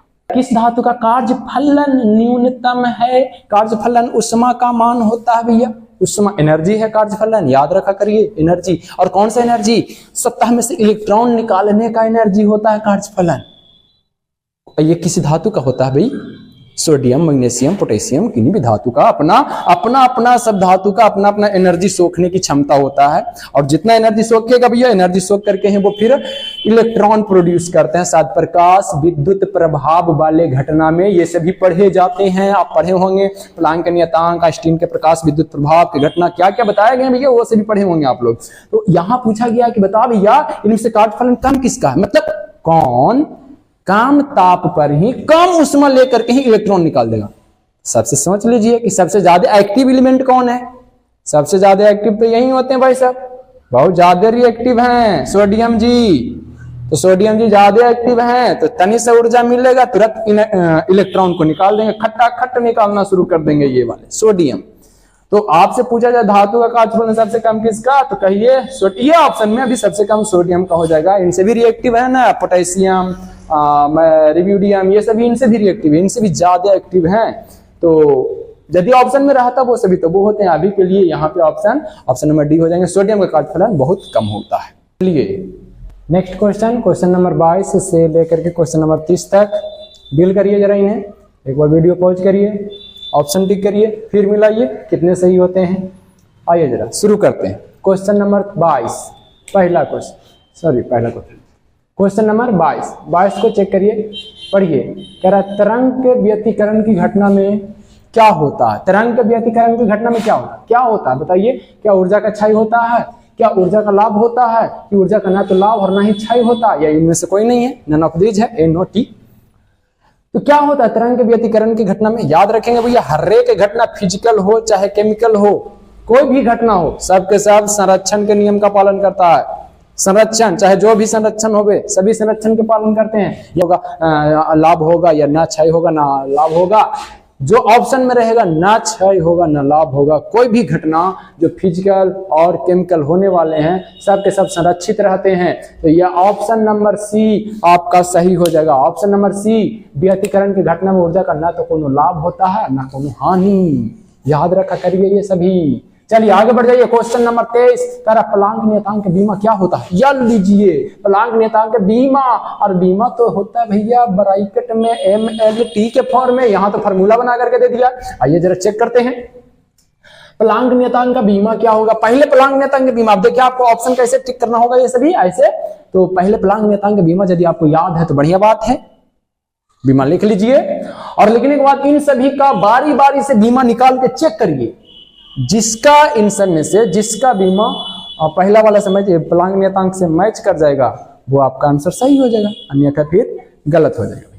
तो आइए जरा प्लांक नियतांक के बीमा को निकालते हैं। पहले प्लांक नियतांक के बीमा, प्लांक नियतांक के बीमा निकलता है इस वाले फार्मूला से, E बराबर hc बटा लैम्डा से। यहाँ h है जो प्लांक नियतांक है, h को प्लांक नियतांक कहते हैं। यदि इसका बीमा निकालना हो तो h को अकेले बना दीजिए, h बराबर हो जाएगा E इंटू लैम्डा बटा c।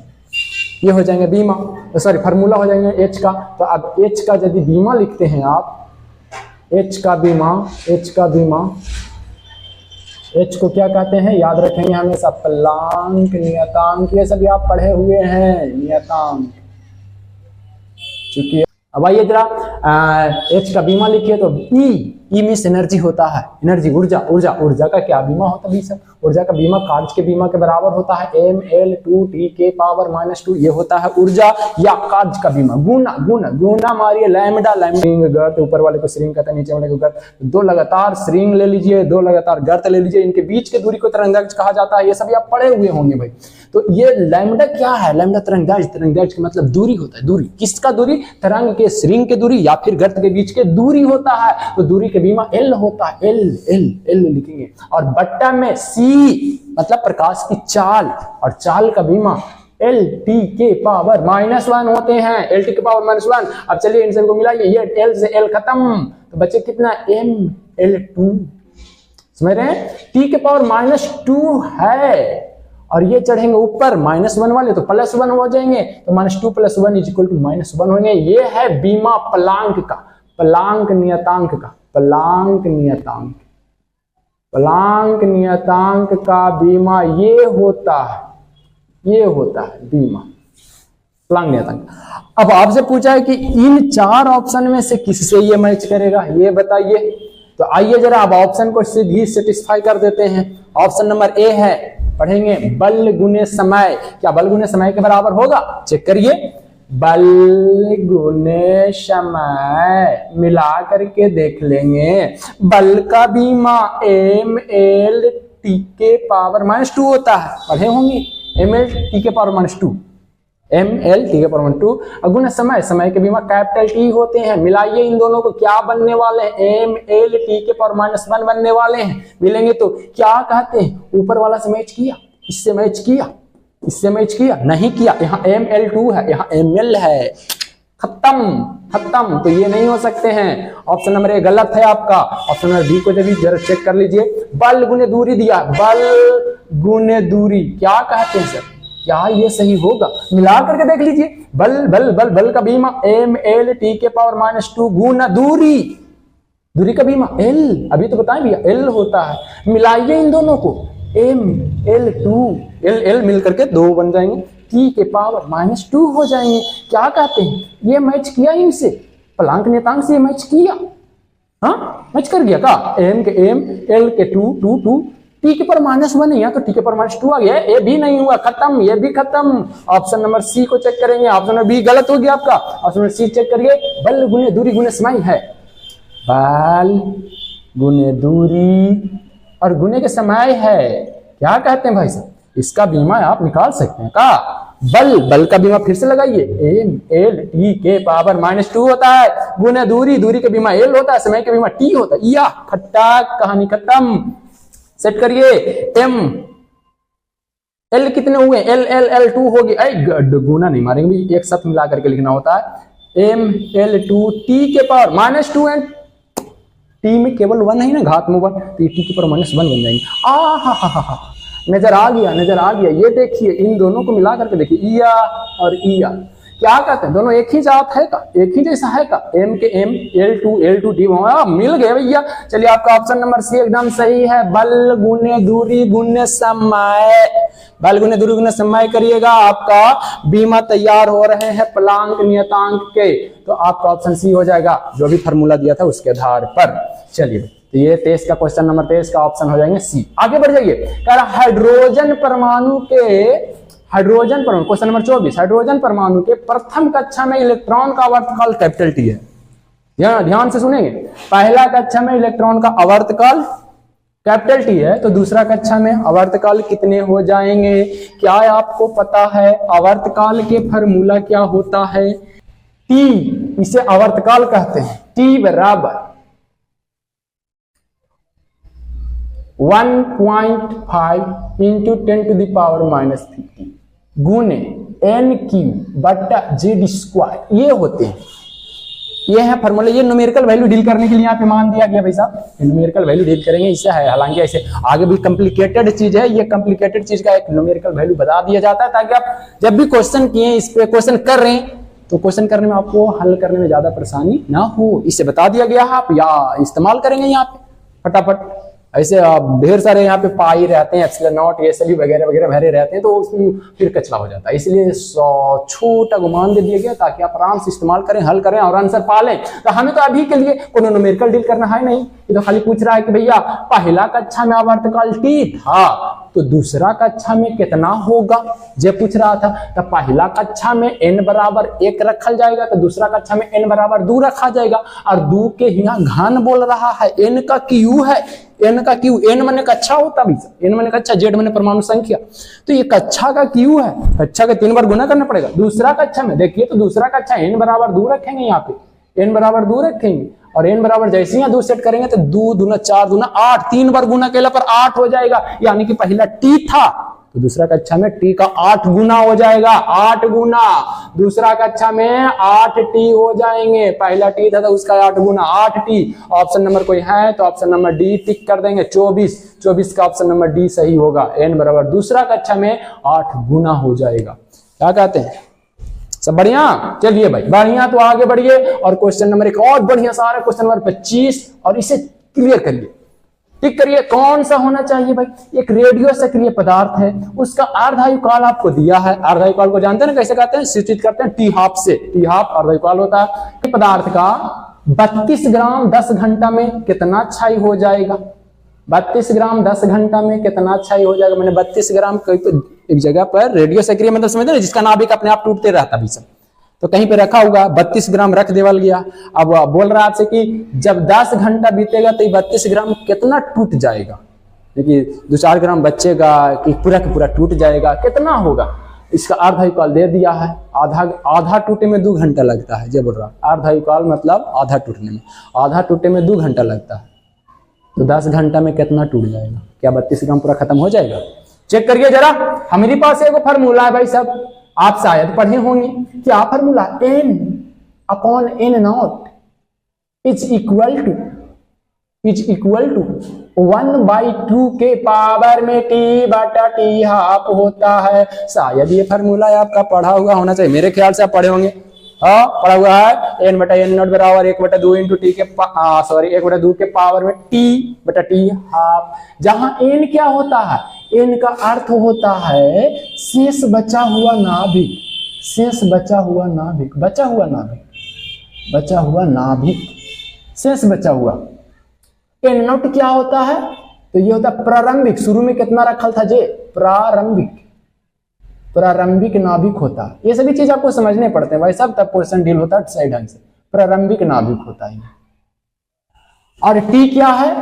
कितना देरी समय दिया है तोड़े लगी, जिसका मान है t हाफ, आधा होने में कितना समय लग रहा है। तो आइए जरा सेट करते हैं। n शेष नाभिक, अच्छा एक बात बताएं जरा, शेष नाभिक निकाल लीजिए कि अभी बच कितना रहा है। तो ये नहीं बता सकते कि क्षय कितना हो गया होगा। जैसे मान लेते हैं कि कोई यहाँ पर मान लेते हैं कि 10 किलो के कोई सामान रखा है, 10 किलो सामान रखा हुआ है। अब यदि मान लीजिए कि 1-2 घंटे के बाद आए, अब फिर देखें तो 10 किलो से अब बच रहा है 2 किलो, मान लेते हैं ऐसा हो गया, 10 किलो से 2 किलो बच रहा, तो क्या कहिएगा? पहले जितना रह गया, कोई लेके भाग गया, लेके भाग गया, कितना लेके भागा, कितना लेके भागा बता सकते हैं? कहेंगे ना 10 किलो में से 2 किलो बचे, भैया हमारे 8 किलो को लेके भाग गया। अब यहां पर कोई लेके भागता नहीं, ये टूट जाते हैं, ठीक है, यहां पर टूटते हैं, अपने आप बर्बाद होते हैं। तो आखिर यदि हम शेष बचा हुआ चीज निकाल लें तो बता ही दे सकते हैं ना कि हम रख के गए थे इतना, शुरू में हम था 10 किलो, अब 2 किलो बच रहा है, मतलब 8 किलो खत्म लेके भाग गया। उसी तो यहाँ पर भी बोल सकते हैं, n निकाल लीजिए, उन्हें शेष बचा हुआ निकाल लीजिए।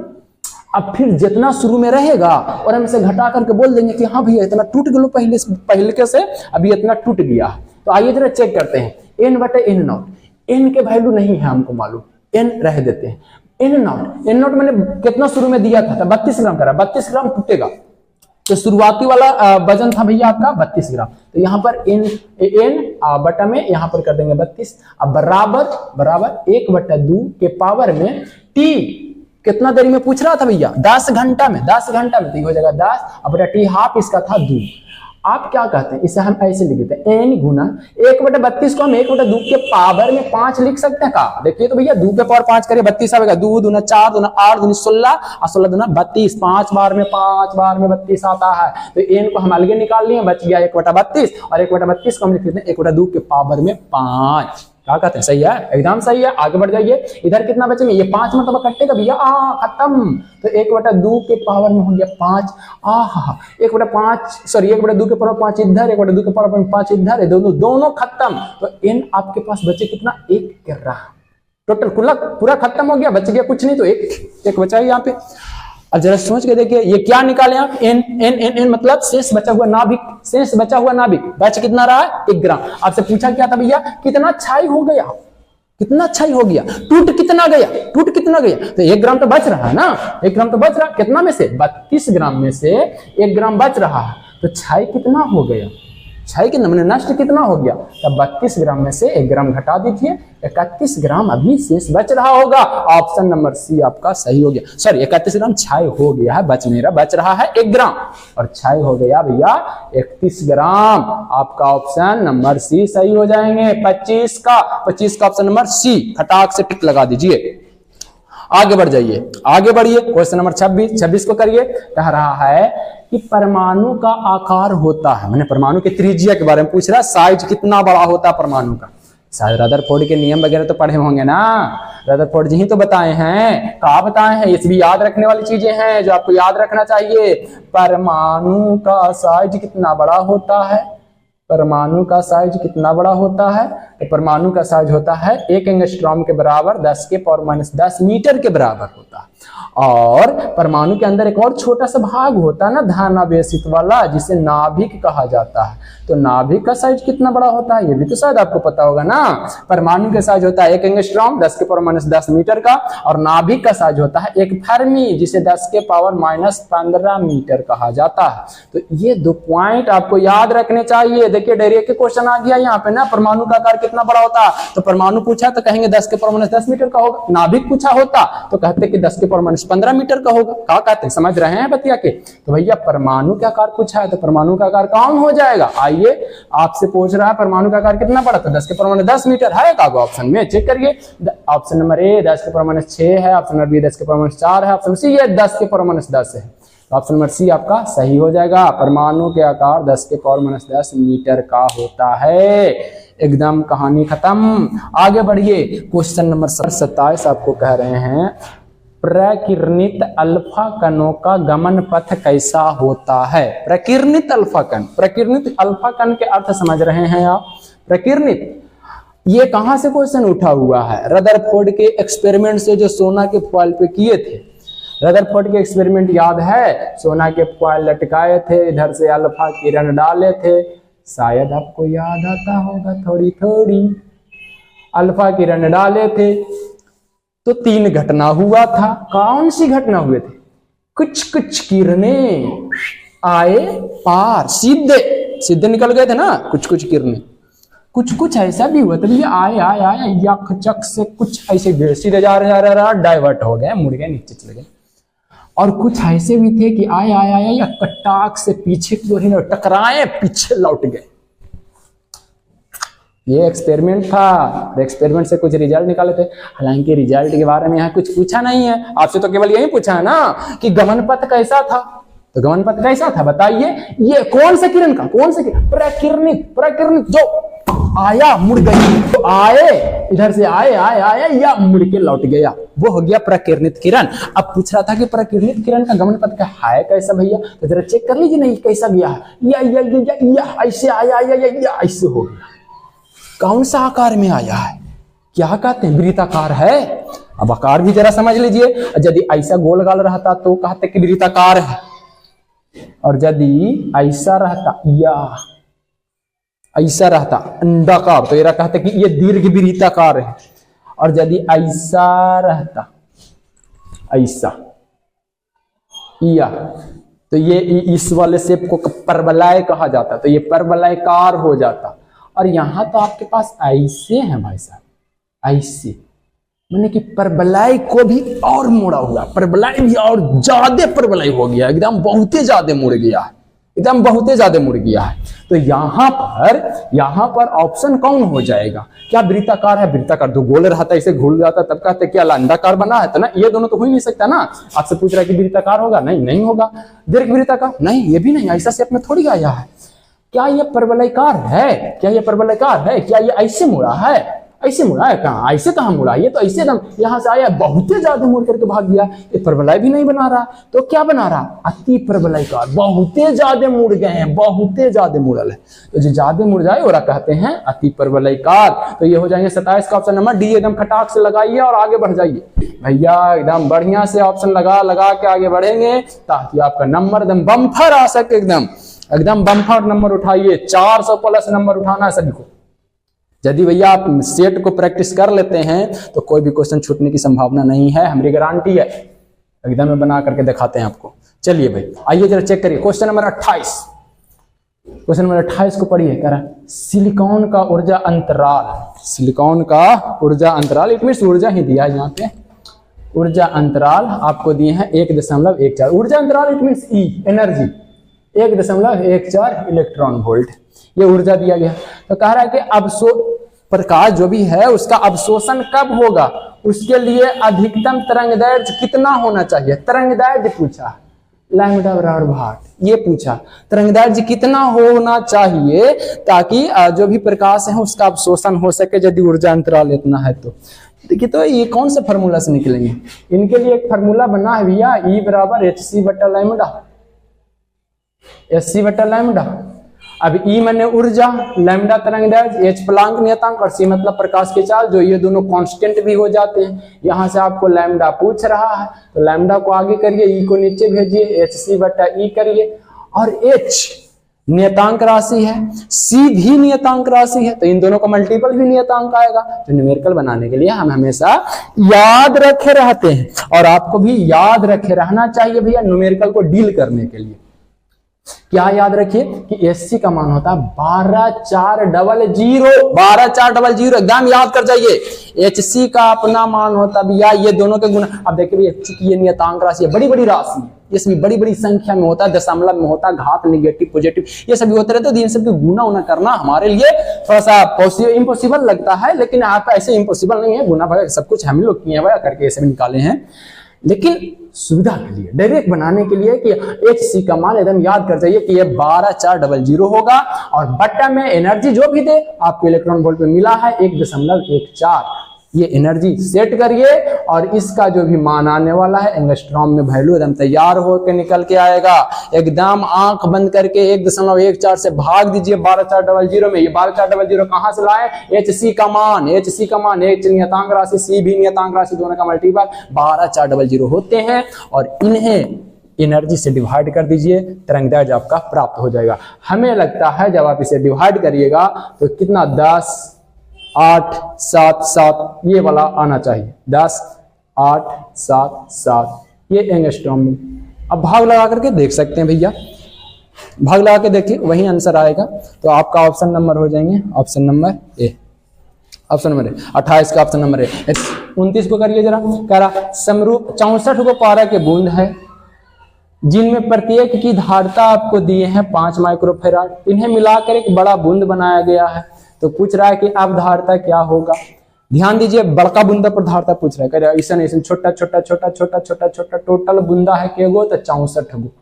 अगर इस सभ्य के मिला दिए हैं और एक बना दिए बड़का को बूंदा, एक बूंदा पर धारिता दे रखा है 5 माइक्रोफेराड।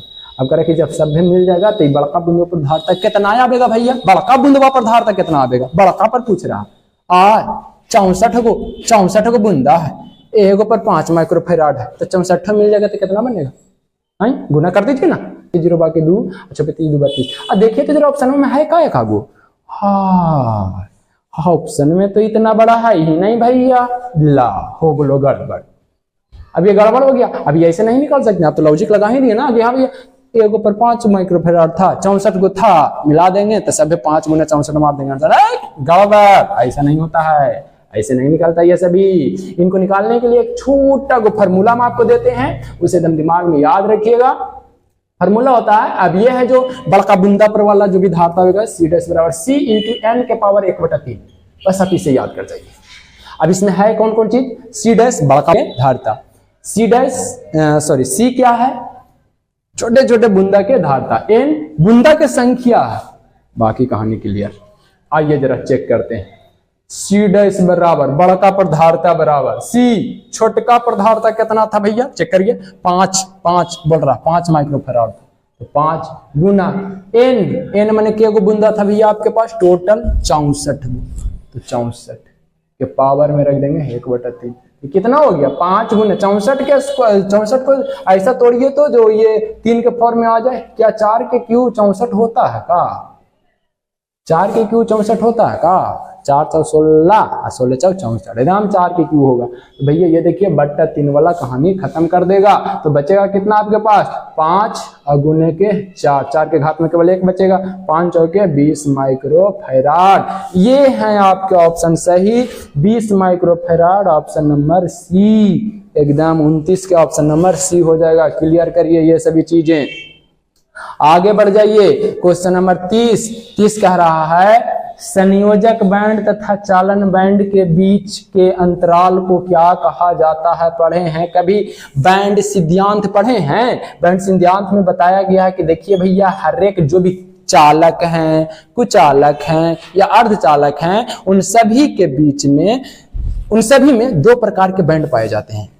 एक में इलेक्ट्रॉन भरे होते हैं खचाखच, या यूं कहें संयोजी वाला, ये बाहर वाला बाह्यतम कक्षा वाला, इन्हें संयोजी बैंड कहा जाता है, संयोजी बैंड कहा जाता है। और जो ऊपर वाले कक्षा ये बैंड बनाए गए हैं ये खाली वाला होता है, इन्हें चालन बैंड कहा जाता है, चालन बैंड कहा जाता है। इलेक्ट्रॉन इस बैंड से निकल के इस बैंड में जब जाते हैं तब करंट का चालन होता है, इसीलिए इस बैंड से ही चालन होता है करंट का, तो इसीलिए बोला गया इसे चालन बैंड। और इन दोनों बैंड के बीच में जो गैपिंग होता है इसे ऊर्जा अंतराल या बैंड गैप कहते हैं, एनर्जी गैप भी बोल सकते हैं, इसे ऊर्जा अंतराल या बैंड गैप कहते हैं। आपके क्वेश्चन में क्या था जरा चेक करिए, करा संयोजक बैंड और चालन बैंड के बीच के अंतराल को क्या कहते हैं, इन दोनों के बीच के अंतराल को क्या कहते हैं, कहना दीजिए ऊर्जा अंतराल कहते हैं भाई साहब, ऊर्जा अंतराल कहेंगे या आप ऊर्जा गैप कह दिए, एनर्जी गैप कह सकते हैं, ऊर्जा गैप कह दीजिए या बैंड गैप कह दीजिए, बात सब बराबर है, बैंड गैप। ये तीनों नाम में से कोई एक नाम आपको मिल सकता है। तो अभी के लिए आपको बैंड गैप का ऑप्शन एक नजर आ रहा है ऑप्शन नंबर बी में, तो 30 का आपके आंसर हो जाएंगे band gap, option number B.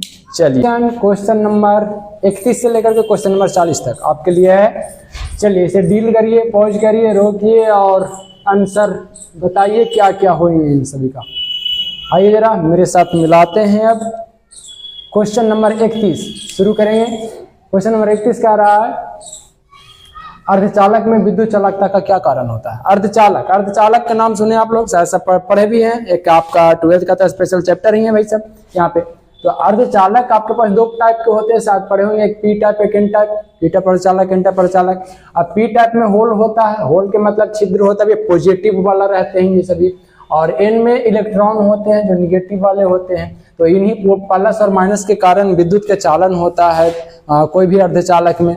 तो आपसे पूछ रहा है कि अर्धचालक में विद्युत की चालकता किसके कारण होता है, क्या केवल इलेक्ट्रॉन के कारण करंट जाते हैं, तो कहेंगे ऐसा थोड़ी है, होल के कारण भी करंट जाते हैं, यहाँ से भी मुक्त होते हैं, प्लस वाले ये मुक्त रहते हैं चलने के लिए, तो यहाँ से भी मुक्त हो सकते हैं भैया, यहाँ से भी करंट के चालन होता है, यहाँ से भी चालन होता है। तो क्या केवल इलेक्ट्रॉन से होता है ऑप्शन नंबर ए में, तो कहेंगे नहीं। क्या केवल छिद्र से होता है, कहीं नहीं, ऐसा भी नहीं है, केवल यही नहीं, ये भी डिसाइड करते हैं, दोनों मिलकर के डिसाइड करते हैं, दोनों मिलकर के विद्युत के चालन करते हैं। तो इलेक्ट्रॉन और छिद्र दोनों के द्वारा होता है, तो कहेंगे हाँ इलेक्ट्रॉन और छिद्र दोनों के द्वारा विद्युत का चालन होता है। छिद्र का मतलब होल होता है, हिंदी में इसे छिद्र, अंग्रेजी में होल कहते हैं, इसे बीबर कहा जाता है, होल को बीबर। तो ये इलेक्ट्रॉन और छिद्र दोनों के कारण भैया विद्युत के चालन होंगे, या ऑप्शन नंबर सी हो जाएगा आपका। चलिए भाई आगे 32 नंबर क्वेश्चन कह रहा है कि निवेशी वोल्टेज या धारा को बढ़ाने वाले यंत्र को क्या कहते हैं। बढ़ाना मतलब प्रवर्धित करना, अवर्धन, ये सभी सब सुने होंगे नाम भैया। प्रवर्धक, नम्य प्रवर्धक, ऑप्शन नंबर ए को देखिए, प्रवर्धक माने जो वोल्टेज दीजिए वोल्टेज को बढ़ा दे, करंट दीजिए करंट को बढ़ा दे, उसे कहते हैं प्रवर्धक। तो आपसे पूछ रहा है कि निवेशी, निवेशी माने इनपुट, इनपुट वोल्टेज या धारा को बढ़ाने वाले यंत्र को क्या कहते हैं, उसे प्रवर्धक कहते हैं, याद रखेंगे, उसे प्रवर्धक कहा जाता है। 32 का ऑप्शन नंबर ए हो जाएंगे, प्रवर्धक कहा जाता है। आगे बढ़ जाइए, अगला क्वेश्चन, क्वेश्चन नंबर 33 कह रहा है पीएनपी ट्रांजिस्टर में उत्सर्जक धारा IE है, आधार धारा IB है और संग्राहक धारा IC है। तो आपसे पूछा कि IE, IB और IC में क्या संबंध होता है, शायद पढ़े होंगे, IE बराबर IB और प्लस IC होता है, ये संबंध होता है, IE बराबर IB प्लस IC। देखिए है का ऑप्शन आपके पास, यदि एक ऑप्शन ऐसे हैं तो आपका ऑप्शन सही हो जाएगा। यहाँ पर देखिए ऑप्शन नंबर ए कह रहा है IC बराबर IC माइनस IB, यहाँ तो IE का जिक्र ही नहीं किया है, तो ये ऑप्शन गलत हो जाएंगे। ऑप्शन नंबर बी कह रहा है IB बराबर IE माइनस IC, देखिए क्या दिया है, IB बराबर IE माइनस IC दिया है। क्या आप यहाँ से IE नहीं निकाल सकते हैं, IE निकालिएगा तो इनको इधर भेजिए तो हो जाएगा IB प्लस IC, ये इधर आएंगे तो बराबर IE बच जाएंगे। तो ऑप्शन नंबर बी आपका सही हो जाएगा, IB बराबर IE माइनस IC। 33 का ऑप्शन नंबर बी सही होगा। चलिए आगे बढ़ जाइए, नेक्स्ट क्वेश्चन नंबर 35 कह रहा स्काई वेव संचरण आधारित है। स्काई वेव संचरण, स्काई वेव मतलब जैसे टीवी रेडियो का संचारण हो गया, टीवी प्रसारण वाले जो तरंग होते हैं उन्हें भेजा जाता है भैया पृथ्वी से ऊपर की ओर, फिर वहां से टकरा करके नीचे आते हैं। कहाँ से टकरा के? आयन मंडल से टकरा के नीचे आते हैं। यहाँ जैसे ये आपका धरती है तो यहाँ पर कोनो यंत्र बैठल है, यहाँ से तरंग का प्रसारित किया जाता है, फिर जाते हैं आसमान में, आकाश में, और वहाँ कोनो मंडल है, एक मंडल जिसका नाम है आयन मंडल, और वो आयन मंडल तक पहुँचने के बाद वहाँ से फिर से परिवर्तित होते हैं। यहाँ से गए, वहाँ से टकराए, टकराने के बाद इधर जो ना आपके घर वगैरह में जो एंटीना लगाए हुए हैं वहाँ तक ये तरंग फिर पहुँचेंगे, और वहाँ तक तरंग पहुँचने के बाद फिर हम लोग टीवी वगैरह देख पाते हैं। जैसे आपका डिश वगैरह है तो डिश जो है तरंग को धरता है, यहाँ से लौटने वाली तरंग को, ये नहीं कि जो भेजा जा रहा है उसी को धर लेगा, ऐसा नहीं होता। तो आपसे पूछ रहा है कि बताइए स्काई वेव के संचरण मैंने गमन होता है किस सिद्धांत पर काम कर रहा? तो कहिए कि यहाँ पर जाता है, वहां से टकरा के फिर आता है, यहाँ से परावर्तन हो जाता है। कौन मंडल से? आयन मंडल से। ऊपर में जो मंडल बैठल है वो आयन मंडल है, आयन मंडल से परावर्तन होते हैं। तो ये ऑप्शन नंबर ए हो जाएंगे, आयन मंडल द्वारा परावर्तन पर ये काम करते हैं, आयन मंडल द्वारा परावर्तन पर। अब प्रकाशीय तंतु जिसे आप ऑप्टिकल फाइबर कहते हैं अंग्रेजी में, हिंदी में इसे प्रकाशीय तंतु कहा जाता है। प्रकाशीय तंतु क्या है? संप्रेषण लाइन है, मतलब कि उसको क्या कहते हैं भैया, केबल के रूप में इस्तेमाल होने वाला ये प्रकाशीय तंतु होते हैं। संप्रेषण लाइन इसके सहारे आपके समुद्र वगैरह में इसे बिछा दिया जाता है, और इसके सहारे जो भी इंटरनेट वगैरह का तरंग है उसे एक जगह से दूसरी जगह पहुंचावल जाता है। ये संप्रेषण लाइन की तरह भी काम करते हैं और तरंग को निर्देशित भी करते हैं, मतलब कि किधर किधर तरंग को ले जाना है ये प्रकाशीय तंतु के द्वारा ले जाया जाता है। तो आप याद रखेंगे प्रकाशीय तंतु संप्रेषण लाइन और तरंग निर्देशक दोनों की तरह काम करते हैं। तो आपका ऑप्शन नंबर डी हो जाएगा। इसका उपयोग दोनों रूप में किया जाता है, संप्रेषण लाइन में भी और तरंग निर्देशक करने में भी। तो प्रकाशीय एक क्वेश्चन नंबर 36 कह रहा कि एक आदर्श वोल्ट मीटर का प्रतिरोध कितना होता है? आदर्श वोल्ट मीटर, आप जानते हैं वोल्ट मीटर से क्या नापा जाता है? विभवांतर भी। और भी कब आगे बढ़ेगा? भी का मान यदि मान लेते वोल्टेज नापना है तो भैया बढ़िया से नाप बताए तब ना। कोई भी जैसे वोल्ट मीटर है वो बढ़िया से माप बताएगा, तब कहेंगे हाँ भैया वो बढ़िया वोल्ट मीटर है। तो वोल्ट मीटर डिपेंडेंट होते हैं इसे, किस पे डिपेंडेंट होते हैं? तो V बराबर एक फॉर्मूला है ना IR, रेजिस्टेंस पे डिपेंडेंट होते हैं इसे, रेजिस्टेंस पे। जितना ज्यादा प्रतिरोध उतना ज्यादा वोल्टेज। तो आपसे पूछ रहा है कि बढ़िया आदर्श वोल्ट मीटर, कहिए आदर्श वोल्ट मीटर है तो अगर प्रतिरोध बहुत ही ज्यादा होगा, कोनो थोड़ा बहुत नहीं, बहुत ही ज्यादा, कहेंगे अनफाइनाइट होना चाहिए, अनंत प्रतिरोध होना चाहिए। जितना ज्यादा प्रतिरोध उतना बढ़िया वोल्ट मीटर, और जितना कम प्रतिरोध उतना बढ़िया ए मीटर कहलाता है, ये याद रखेगा। आदर्श वोल्ट मीटर का प्रतिरोध अनंत होता और आदर्श ए मीटर का प्रतिरोध 0 होता है, याद रखिएगा। आदर्श ए मीटर का प्रतिरोध 0, आदर्श वोल्ट मीटर का प्रतिरोध अनंत होता। तो ये हो जाएंगे आपका ऑप्शन नंबर ए, 36 के ए हो जाएंगे, 36 के ए। आगे बढ़ जाइए, अगला क्वेश्चन, ट्रांसफार्मर का करोड़ बनाने के लिए सबसे उपयुक्त पदार्थ कौन है? क्वेश्चन नंबर 37 का रहा ट्रांसफार्मर का करोड़ बनाने के लिए सबसे उपयुक्त चीज, सबसे बढ़िया पदार्थ कौन है? एरा में आपको ऑप्शन दिया गया है, मुलायम इस्पात, तांबा, स्टेनलेस स्टील या अल्मीको, ये सभी एलिमेंट का नाम है। आपसे पूछा जा रहा है बताइए कौन से पदार्थ का इस्तेमाल किया जाता है ट्रांसफार्मर बनाने में? आप साथ पढ़े होंगे, नरम लोहा के करोड़ का इस्तेमाल किया जाता है। नरम लोहा के करोड़ का इस्तेमाल किया, नरम मतलब मुलायम हो गया, मुलायम लोहा। इस्पात मतलब लोहा ही तो होता है, स्टील के इसे कहा जाता है, शुद्ध सबसे शुद्ध रूप ऐसे स्टेनलेस स्टील होता है, और उसी का मुलायम वाला भाग मुलायम इस्पात हो गया। तो आपका ऑप्शन नंबर ए हो जाएंगे, मुलायम इस्पात का, नरम लोहा का इस्तेमाल किया जाता है ट्रांसफार्मर के करोड़ बनाने में, ऑप्शन नंबर ए। अगला क्वेश्चन, क्वेश्चन नंबर 38 क्या कह रहा लेंस की शक्ति का मात्रक क्या होता है? लीजिए, इसमें तो हल्का चीज है, 10वां पढ़े होंगे। लेंस की शक्ति का मात्रक डायोप्टर होता है, ऑप्शन नंबर सी हो जाएगा। लेंस की शक्ति का मात्रक डायोप्टर होता है, ऑप्शन नंबर सी लगाएंगे। आगे क्वेश्चन नंबर 39 कह रहा रिडबर्ग नियतांक का मात्रक क्या होता है? रिडबर्ग नियतांक का फार्मूला क्या होता है भैया? वो पहले चेक कर लीजिए, 1/λ बराबर r इंटू 1/n1 के स्क्वायर माइनस 1/n2 के स्क्वायर, शायद पढ़े होंगे आप लोग। और रिडबर्ग नियतांक एक वैल्यू भी होता है 10, 9, 6, 7, 7, ये वैल्यू होते हैं।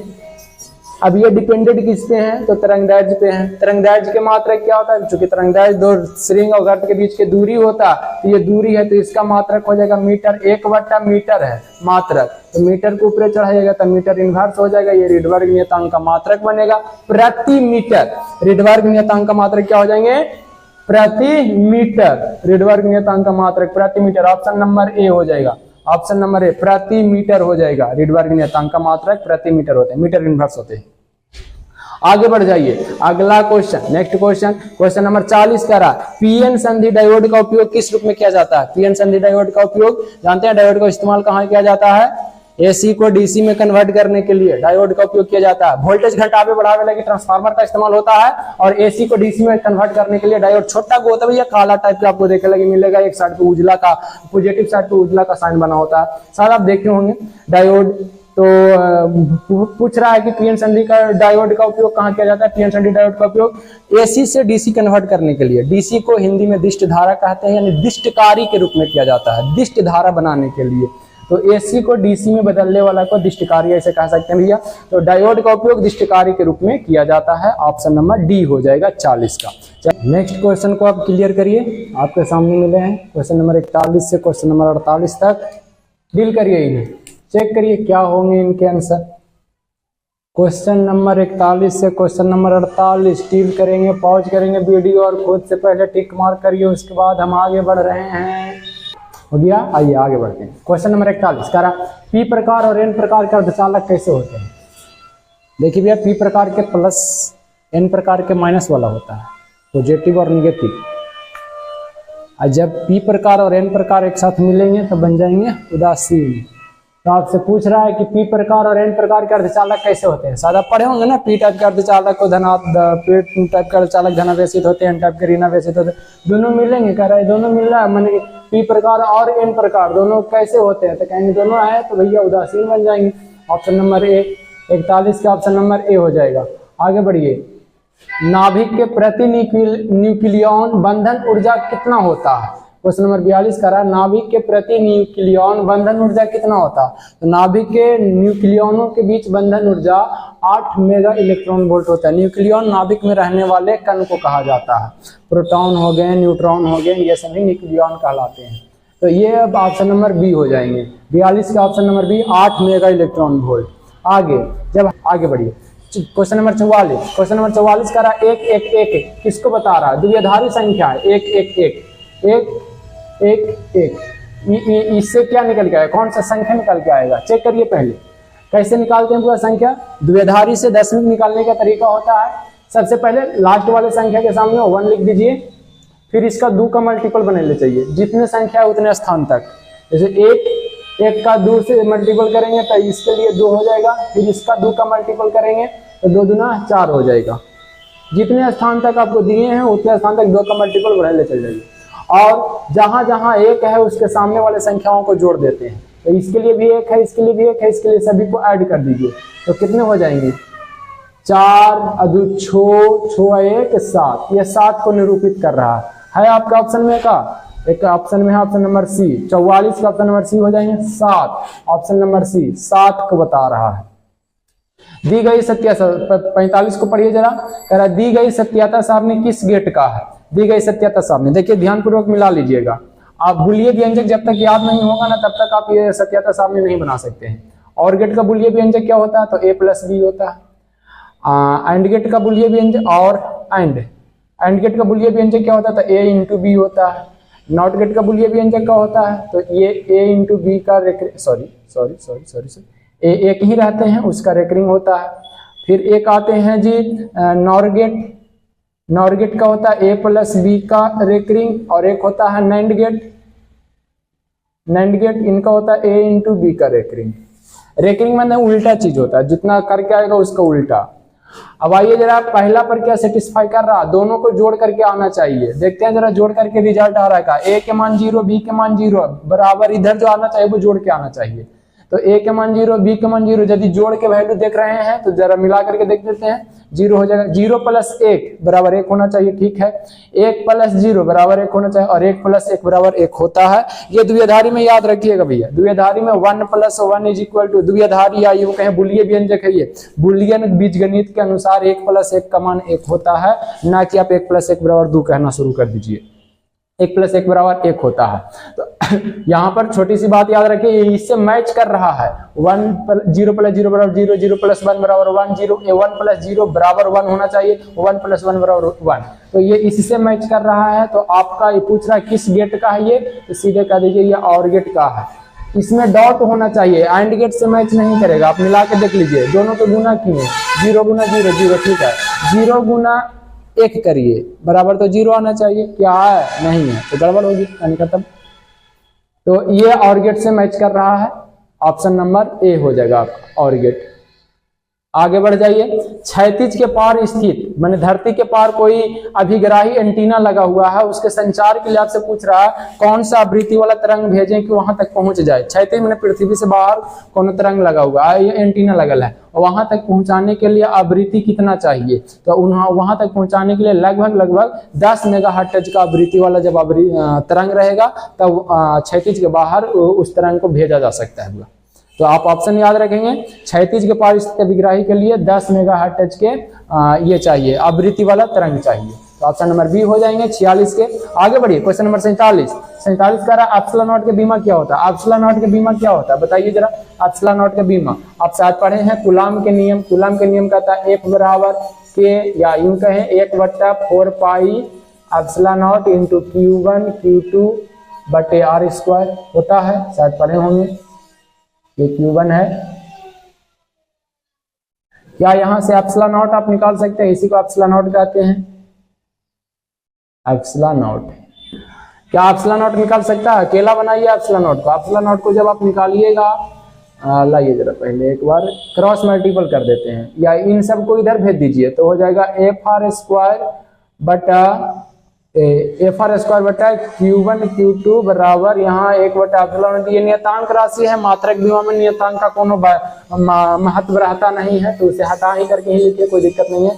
यहाँ से हमें एप्सिलॉन नॉट चाहिए, तो एप्सिलॉन नॉट निकालिएगा तो ये वाले चीज उलट जाएंगे, ये हाँ ठीक है, ये वाले उलटेंगे तो हो जाएगा Q1 Q2 बटा FR²। अब यहाँ से इसका मात्रक या बीमा पूछा, तो बीमा निकाल दीजिए। आवेश के बीमा 80 गुना आवेश के बीमा 80 बटा बल है यहाँ पे FR² लिखा हुआ। बल का बीमा mL(T⁻² गुना R के बीमा L होता है स्क्वायर फॉर्म में, यहाँ स्क्वायर है तो स्क्वायर लगा देंगे। बताइए कितने हो गए, तो यहाँ पर m को ऊपर भेजिए तो m⁻1 हो जाएगा। L 3 गो है, यहाँ पे ऊपर जाएगा -3 बनेगा। T कितने हो जाएंगे, 2 पहले से है, 2 ऊपर नीचे वाला जाएगा, माइनस से प्लस बनेगा, T4 हो जाएगा। A पहले से बैठल है, 2 हो जाएगा। m-1 L-3 T4 है 2, m-1 L-3 T4 है 2। ऑप्शन नंबर आपका बी मैच कर रहा है, ऑप्शन नंबर बी को मैच कराइएगा, ये आपका सही हो जाएंगे। क्वेश्चन नंबर 47 का option number B. Question number 48 में पहुंचिए, कह रहा है निम्नलिखित में कौन एक सदिश राशि है। आप शायद पढ़ेंगे आवेश सदिश राशि होता है, धारिता सदिश राशि होता है, तीव्रता विद्युत क्षेत्र की तीव्रता एक सदिश राशि होता है। तो ऑप्शन नंबर सी आपका सही हो जाएगा, 48 का ऑप्शन नंबर सी। हमारा नेक्स्ट क्वेश्चन आगे स्टार्ट होता भैया। नेक्स्ट क्वेश्चन है हमारा क्वेश्चन 49 से क्वेश्चन नंबर 56 तक। आप इसे जरा डील करिए, पॉज करिए वीडियो को और जरा डील करिए, देखिए कि आपसे ये बन पाते हैं या नहीं। फिर आइए जरा हम दोनों साथ मिलकर के हल करते हैं इसे। आइए लगाइए क्वेश्चन नंबर 49। देखिए कह रहा है, जब क्वेश्चन पढ़िएगा, क्वेश्चन नंबर 49, जब हाइड्रोजन परमाणु के निम्नतम ऊर्जा अवस्था से इलेक्ट्रॉन चौथा अवस्था में जाता है, ध्यानपूर्वक चेक करेंगे। कह रहा है कि हाइड्रोजन परमाणु के निम्नतम अवस्था, निम्नतम ऊर्जा अवस्था को कहा जाता है, से इलेक्ट्रॉन निकल के जा रहा है ऊर्जा अवस्था चौथा में, चौथा कक्षा में प्रवेश कर रहा है। तो आपसे पूछ रहा है कितना वर्णक्रम रेखा उत्पन्न करेगा। देखिए भैया, कोई भी इलेक्ट्रॉन या तो निम्न से उच्च में जाए, उससे निम्न में जाए, ऊर्जा का उत्सर्जन से एक स्पेक्ट्रम तैयार होता है जिसे हाइड्रोजन स्पेक्ट्रम कहते हैं। यहाँ पर वही पूछ रहा है कि हाइड्रोजन स्पेक्ट्रम में कितने लाइन तैयार होंगे, रेखा कितने बनेंगे, वो आपको बताना। तो रेखा बताने के लिए आपके पास एक फार्मूला होते हैं, लाइन के लिए एक फार्मूला बनाया गया, फार्मूला है N2 - N1 into N2 minus N1 plus 1/2। ये लाइन को निकालने का फॉर्मूला होता है। लाइन कितने लाइन बनेंगे भैया, कौन से कक्षा से कौन से कक्षा में जा रहा है, इसके लिए कितने लाइन बन सकते हैं हाइड्रोजन स्पेक्ट्रम के, उसे निकालने का फॉर्मूला होता है N2 जहां जा रहा है, या यूं कहिए उच्च ऊर्जावस्था जहां जा रहा है उसे छोड़ दीजिए, सीधे याद रखेंगे N2 माने उच्च ज्यादा कक्षा वाला। कि जैसे देखिए ये नाभिक है, ये पहला कक्षा, ये दूसरा कक्षा, ये तीसरा कक्षा, ये चौथा कक्षा, बोल रहा इलेक्ट्रॉन यहां से निकल के यहां जा रहा, यहां से पहला से निकल के चौथा में जा रहा। तो बताइए कितना इलेक्ट्रॉन कितना लाइन बनेगा, इसकी ऊर्जा से कितना लाइन बनेगा। तो आप देखिए ये आपका पहला कक्षा है, ये चौथा कक्षा है, लास्ट वाले जो भी बड़ा ऊर्जा स्तर रहता है उसे हम N2 कहा देते हैं, और जो छोटा वाला है उसे N1 कह देते हैं। तो आपका यहाँ पे जो मान मिला है N1 का मान मिला भैया 1 और N2 का मान मिला है 4।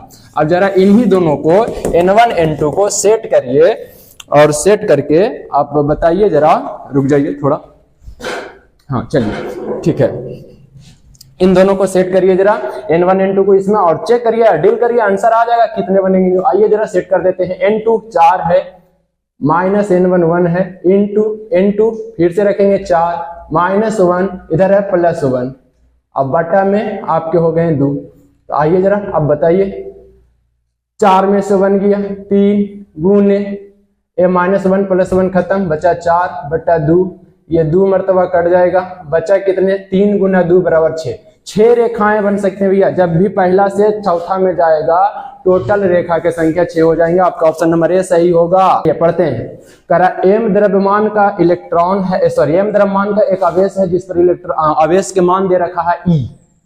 एक कण है जिसका वजन m है, उस पर आवेश है E। अभी कह रहा है E जो आवेश है, यानी एक तरह से वो इलेक्ट्रॉन है, विराम अवस्था से v वोल्टेज से गतिशील हो जाता है, v वोल्टेज से त्वरित किया गया है। तो आपसे पूछ रहा उसका वेग कितना होगा, याद रखिएगा यहाँ पर v वोल्टेज है ना कि वेग, इसे पढ़ जाइएगा। तो m द्रव्यमान है इलेक्ट्रॉन का, आवेश उस पर E है, विभवांतर उसका v दिया है, कह रहा है कि v वेग से जब चलने लगेगा तो उसका अंतिम वेग कितना होगा। देखिए भैया आप शायद पढ़े होंगे विभवांतर के लिए फॉर्मूला v बराबर W/Q होता है, शायद पढ़े होंगे।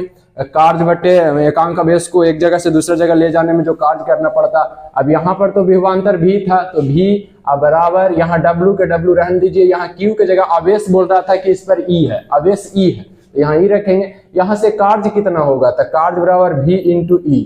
आप जानते हैं कार्य ही ऊर्जा में बदलता है, तो ये आपका विद्युत ऊर्जा इसका कितना आ जाएगा, विद्युत ऊर्जा आ जाएगा v इंटू E। अब गतिज ऊर्जा देखिए, चूंकि ये चलने लगेगा, त्वरित करने लगेगा, त्वरित करने का मतलब वही होता है भैया चलना, तो जब चलने लगेगा तो इसमें गतिज ऊर्जा आ जाएगा। और गतिज ऊर्जा कितना होता है फॉर्मूला, गतिज ऊर्जा आइए, गतिज ऊर्जा किसके कारण आएगा, तो इसके विद्युत ऊर्जा के कारण आएगा। तो गतिज ऊर्जा है जो विद्युत ऊर्जा में ही बदलते, या विद्युत ऊर्जा ही गतिज ऊर्जा में कन्वर्ट होंगे, तो दोनों आपस में बराबर हो जाते हैं, गतिज ऊर्जा बराबर विद्युत ऊर्जा, गतिज ऊर्जा बराबर विद्युत ऊर्जा। या ऊर्जा का हमेशा रूपांतरण होता है, एक रूप से दूसरा रूप में कन्वर्ट होता है। पहले उसमें जो अपना ऊर्जा था वो विद्युत ऊर्जा, जो भी इलेक्ट्रॉन था उसमें, अब यदि चलने लगा तो वही विद्युत ऊर्जा कन्वर्ट होगा उसमें गतिज ऊर्जा के रूप में। आइए जरा आप सेट करिए, गतिज ऊर्जा के फॉर्मूला क्या होता है, 1/2 mv²। याद रखेंगे यहाँ पर v वेग है, ये वाला v वेग है, गतिज ऊर्जा वाला v वेग है, और इसी वेग को आपको निकालना है, यहाँ से v बताना है बराबर विद्युत ऊर्जा कितना आया था v इंटू E। फिर से ध्यान में रखेंगे, ऐसा ना कि इन्हें काट दीजिए, काटिए नहीं, ये v वेग है और ये v आपका शुरुआत वाला विभवांतर वाला है v। तो यहाँ से आप यदि v² निकालते हैं तो इन दोनों को उधर भेजिए, तो बटा वाला 2 जाएगा ऊपर, 2 इंटू VE हो जाएगा, या इसे आप EV लिख सकते हैं, 2 इंटू EV, और m आ जाएगा नीचे। तो यहाँ से वेग निकालिएगा, स्क्वायर को इधर भेज दीजिए तो रूट चढ़ जाएगा 2EV/m। ये आपसे पूछ रहा था कि अंतिम वेग उसका कितना होगा, तो अंतिम वेलोसिटी v बराबर 2EV/m आ जाएगा, 2EV/m। ऑप्शन नंबर ए आपका सही हो जाएगा। 50 का ऑप्शन नंबर ए टिक करके देखिए क्या कहते हैं, ठीक लग सकता है आपसे। द्विध्रुव के कारण किसी बिंदु R और थीटा, ये आर है जो दूरी है, कोई द्विध्रुव बैठा है कहीं पर, जैसे इतना बड़ा द्विध्रुव है यहाँ पे, अब इसे कुछ आर दूरी पर, 2 सेंटीमीटर 3 सेंटीमीटर इतना दूरी पर और कुछ एंगल पर निकालना है थीटा वगैरह। इसे ये तिरछे करके, ऐसे द्विध्रुव बैठा है यहाँ पे, तो ऐसे तिरछे इस डायरेक्शन में या इस डायरेक्शन में किसी एंगल पे निकालना है। यहाँ अक्षीय निरक्षीय नहीं कहा है, याद रखिएगा। अक्षीय में अलग होता है, निरक्षीय में अलग होता है। अक्षीय निरक्षीय में थीटा का कोनो मायने नहीं रहता है, जब कोई एंगल पे निकालते तब थीटा का मायने रहता है। तो आपसे पूछ रहा है कि इस बिंदु पर विभव का व्यंजक क्या होगा। शायद आप पढ़े होंगे, जब अक्षीय निरक्षीय से हट करके विभव के व्यंजक निकलता है वो केपी कॉस थीटा बटा आर स्क्वायर होता है। केपी कॉस थीटा बटा आर स्क्वायर होता है विभव, केपी कॉस थीटा बटा आर स्क्वायर होता है। तो यहाँ से 1/4 पाई एप्सिलॉन नॉट इंटू ई के का मान हो गया इंटू पी कॉस थीटा और बटे के आर स्क्वायर, ये बनेंगे आपके फार्मूला। जो भी होगा इसे टिक मार्क कर दीजिए, केपी कॉस थीटा बटा आर स्क्वायर, ये 1/4 pi epsilon nought P cos theta बटा R square. Option number B आपके सही हो जाएगी। नंबर 52 कह रहा विद्युत परिपथ की शक्ति क्या होती है, बताइए। विद्युत शक्ति के फार्मूला किनको किनको याद है। P बराबर विद्युत शक्ति P बराबर V इंटू आई होता है,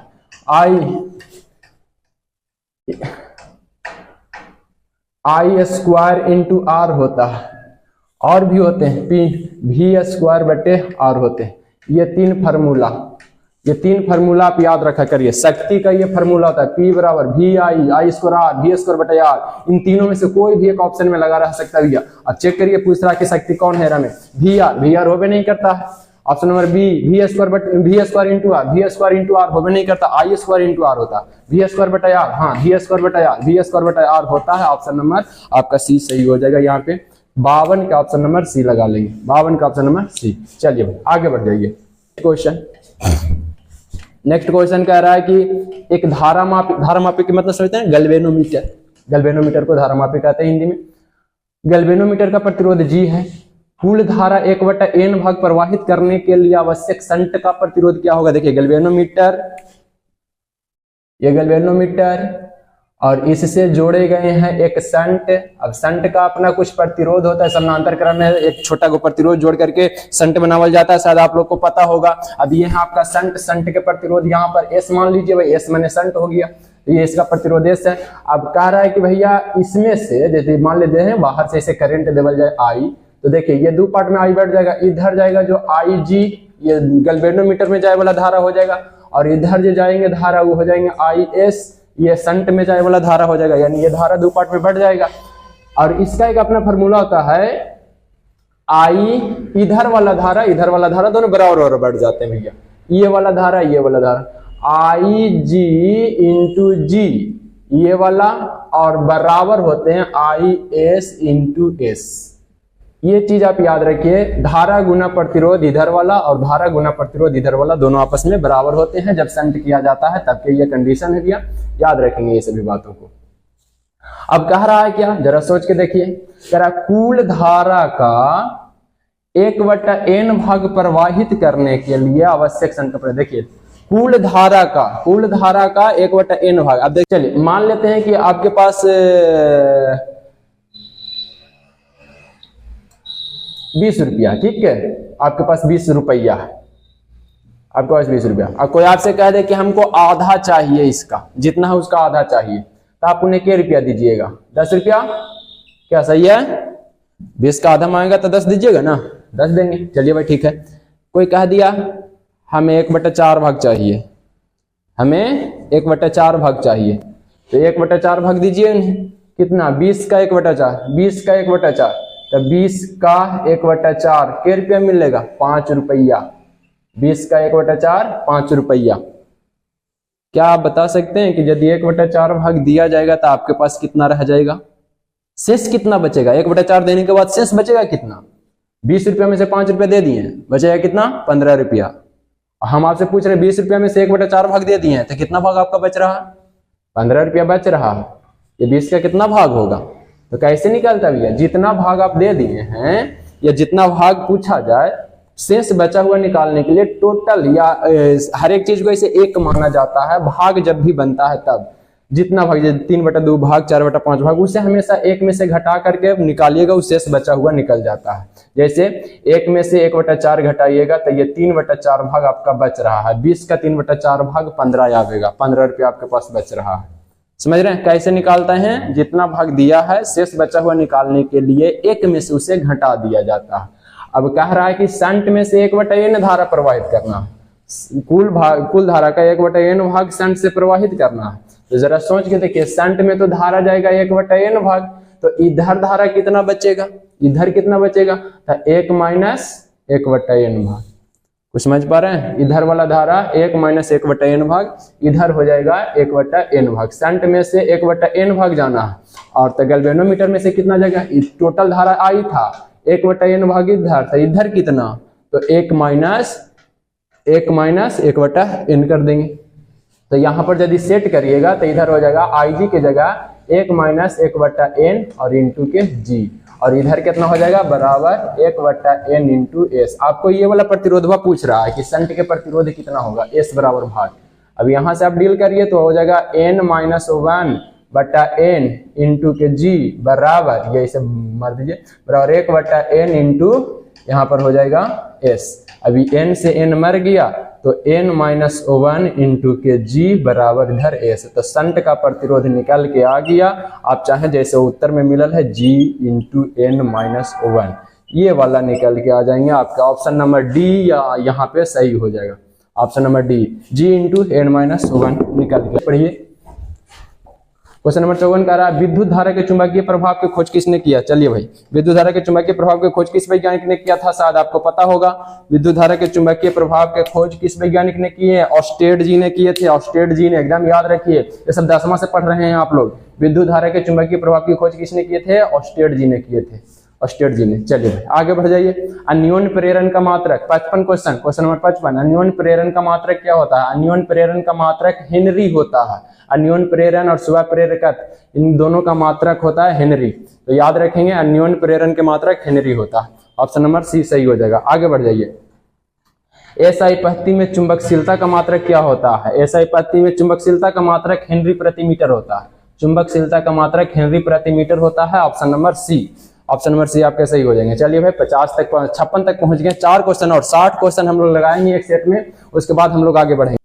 हाँ जी भैया, चलिए क्वेश्चन नंबर 57 से लेकर के 60 तक डील करिए। जरा फटाफट ऑप्शन लगाइए, पॉज करिए, वीडियो रोकिए, खुद से डील करिए, फिर आगे बढ़िए। चलिए डील करते हैं। जरा देखिए जरा क्वेश्चन नंबर 57 कह रहा है क्वेश्चन, किसी कुंडली का स्वप्रेरकत्व क्या नापता है? स्वप्रेरकत्व से क्या नापा जाता है? पीछे ही शायद आप बनाया अभी वीडियो में, खुद ही बनाए हैं। स्वप्रेरकत्व जिससे विद्युत वाहक बल निकाला जाता है, एल से विद्युत वाहक बल निकालता है, या स्वप्रेरकत्व की माप विद्युत वाहक बल की माप को बताता है। ऑप्शन नंबर C एकदम क्लियर रखिए।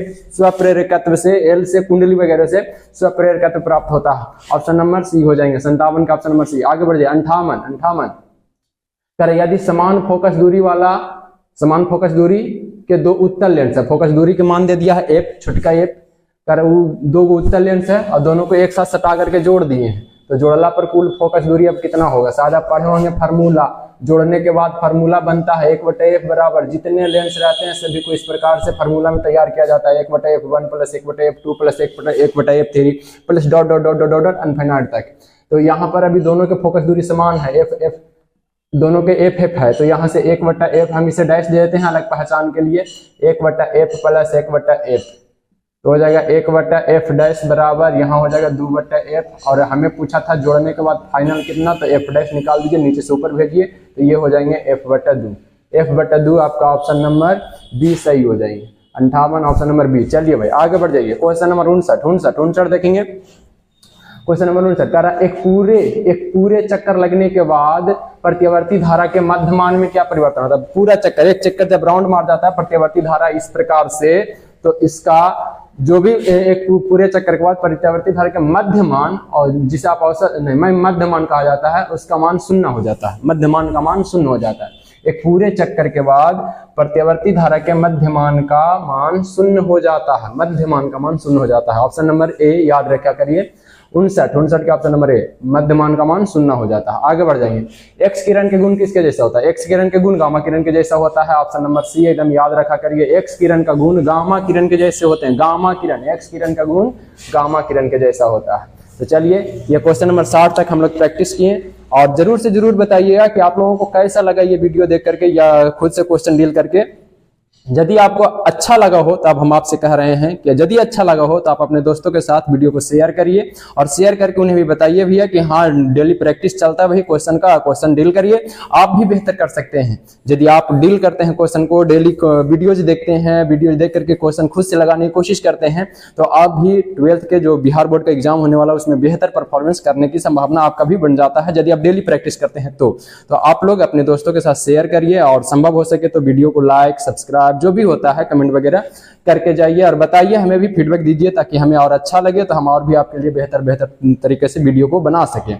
और एक बात आपसे सॉरी कहेंगे, वीडियो चूंकि हम लो रिजोल्यूशन वाले मोबाइल से बना रहे हैं भाई, जो कैमरा का रिजोल्यूशन लो है इसलिए थोड़ा वीडियो धुंधला टाइप का आता है, इसलिए थोड़ा सा कोऑपरेट करिए। चलिए भाई, अब आज के लिए थैंक यू, वीडियो देखने के लिए धन्यवाद। अब नेक्स्ट वीडियो में मिलते हैं।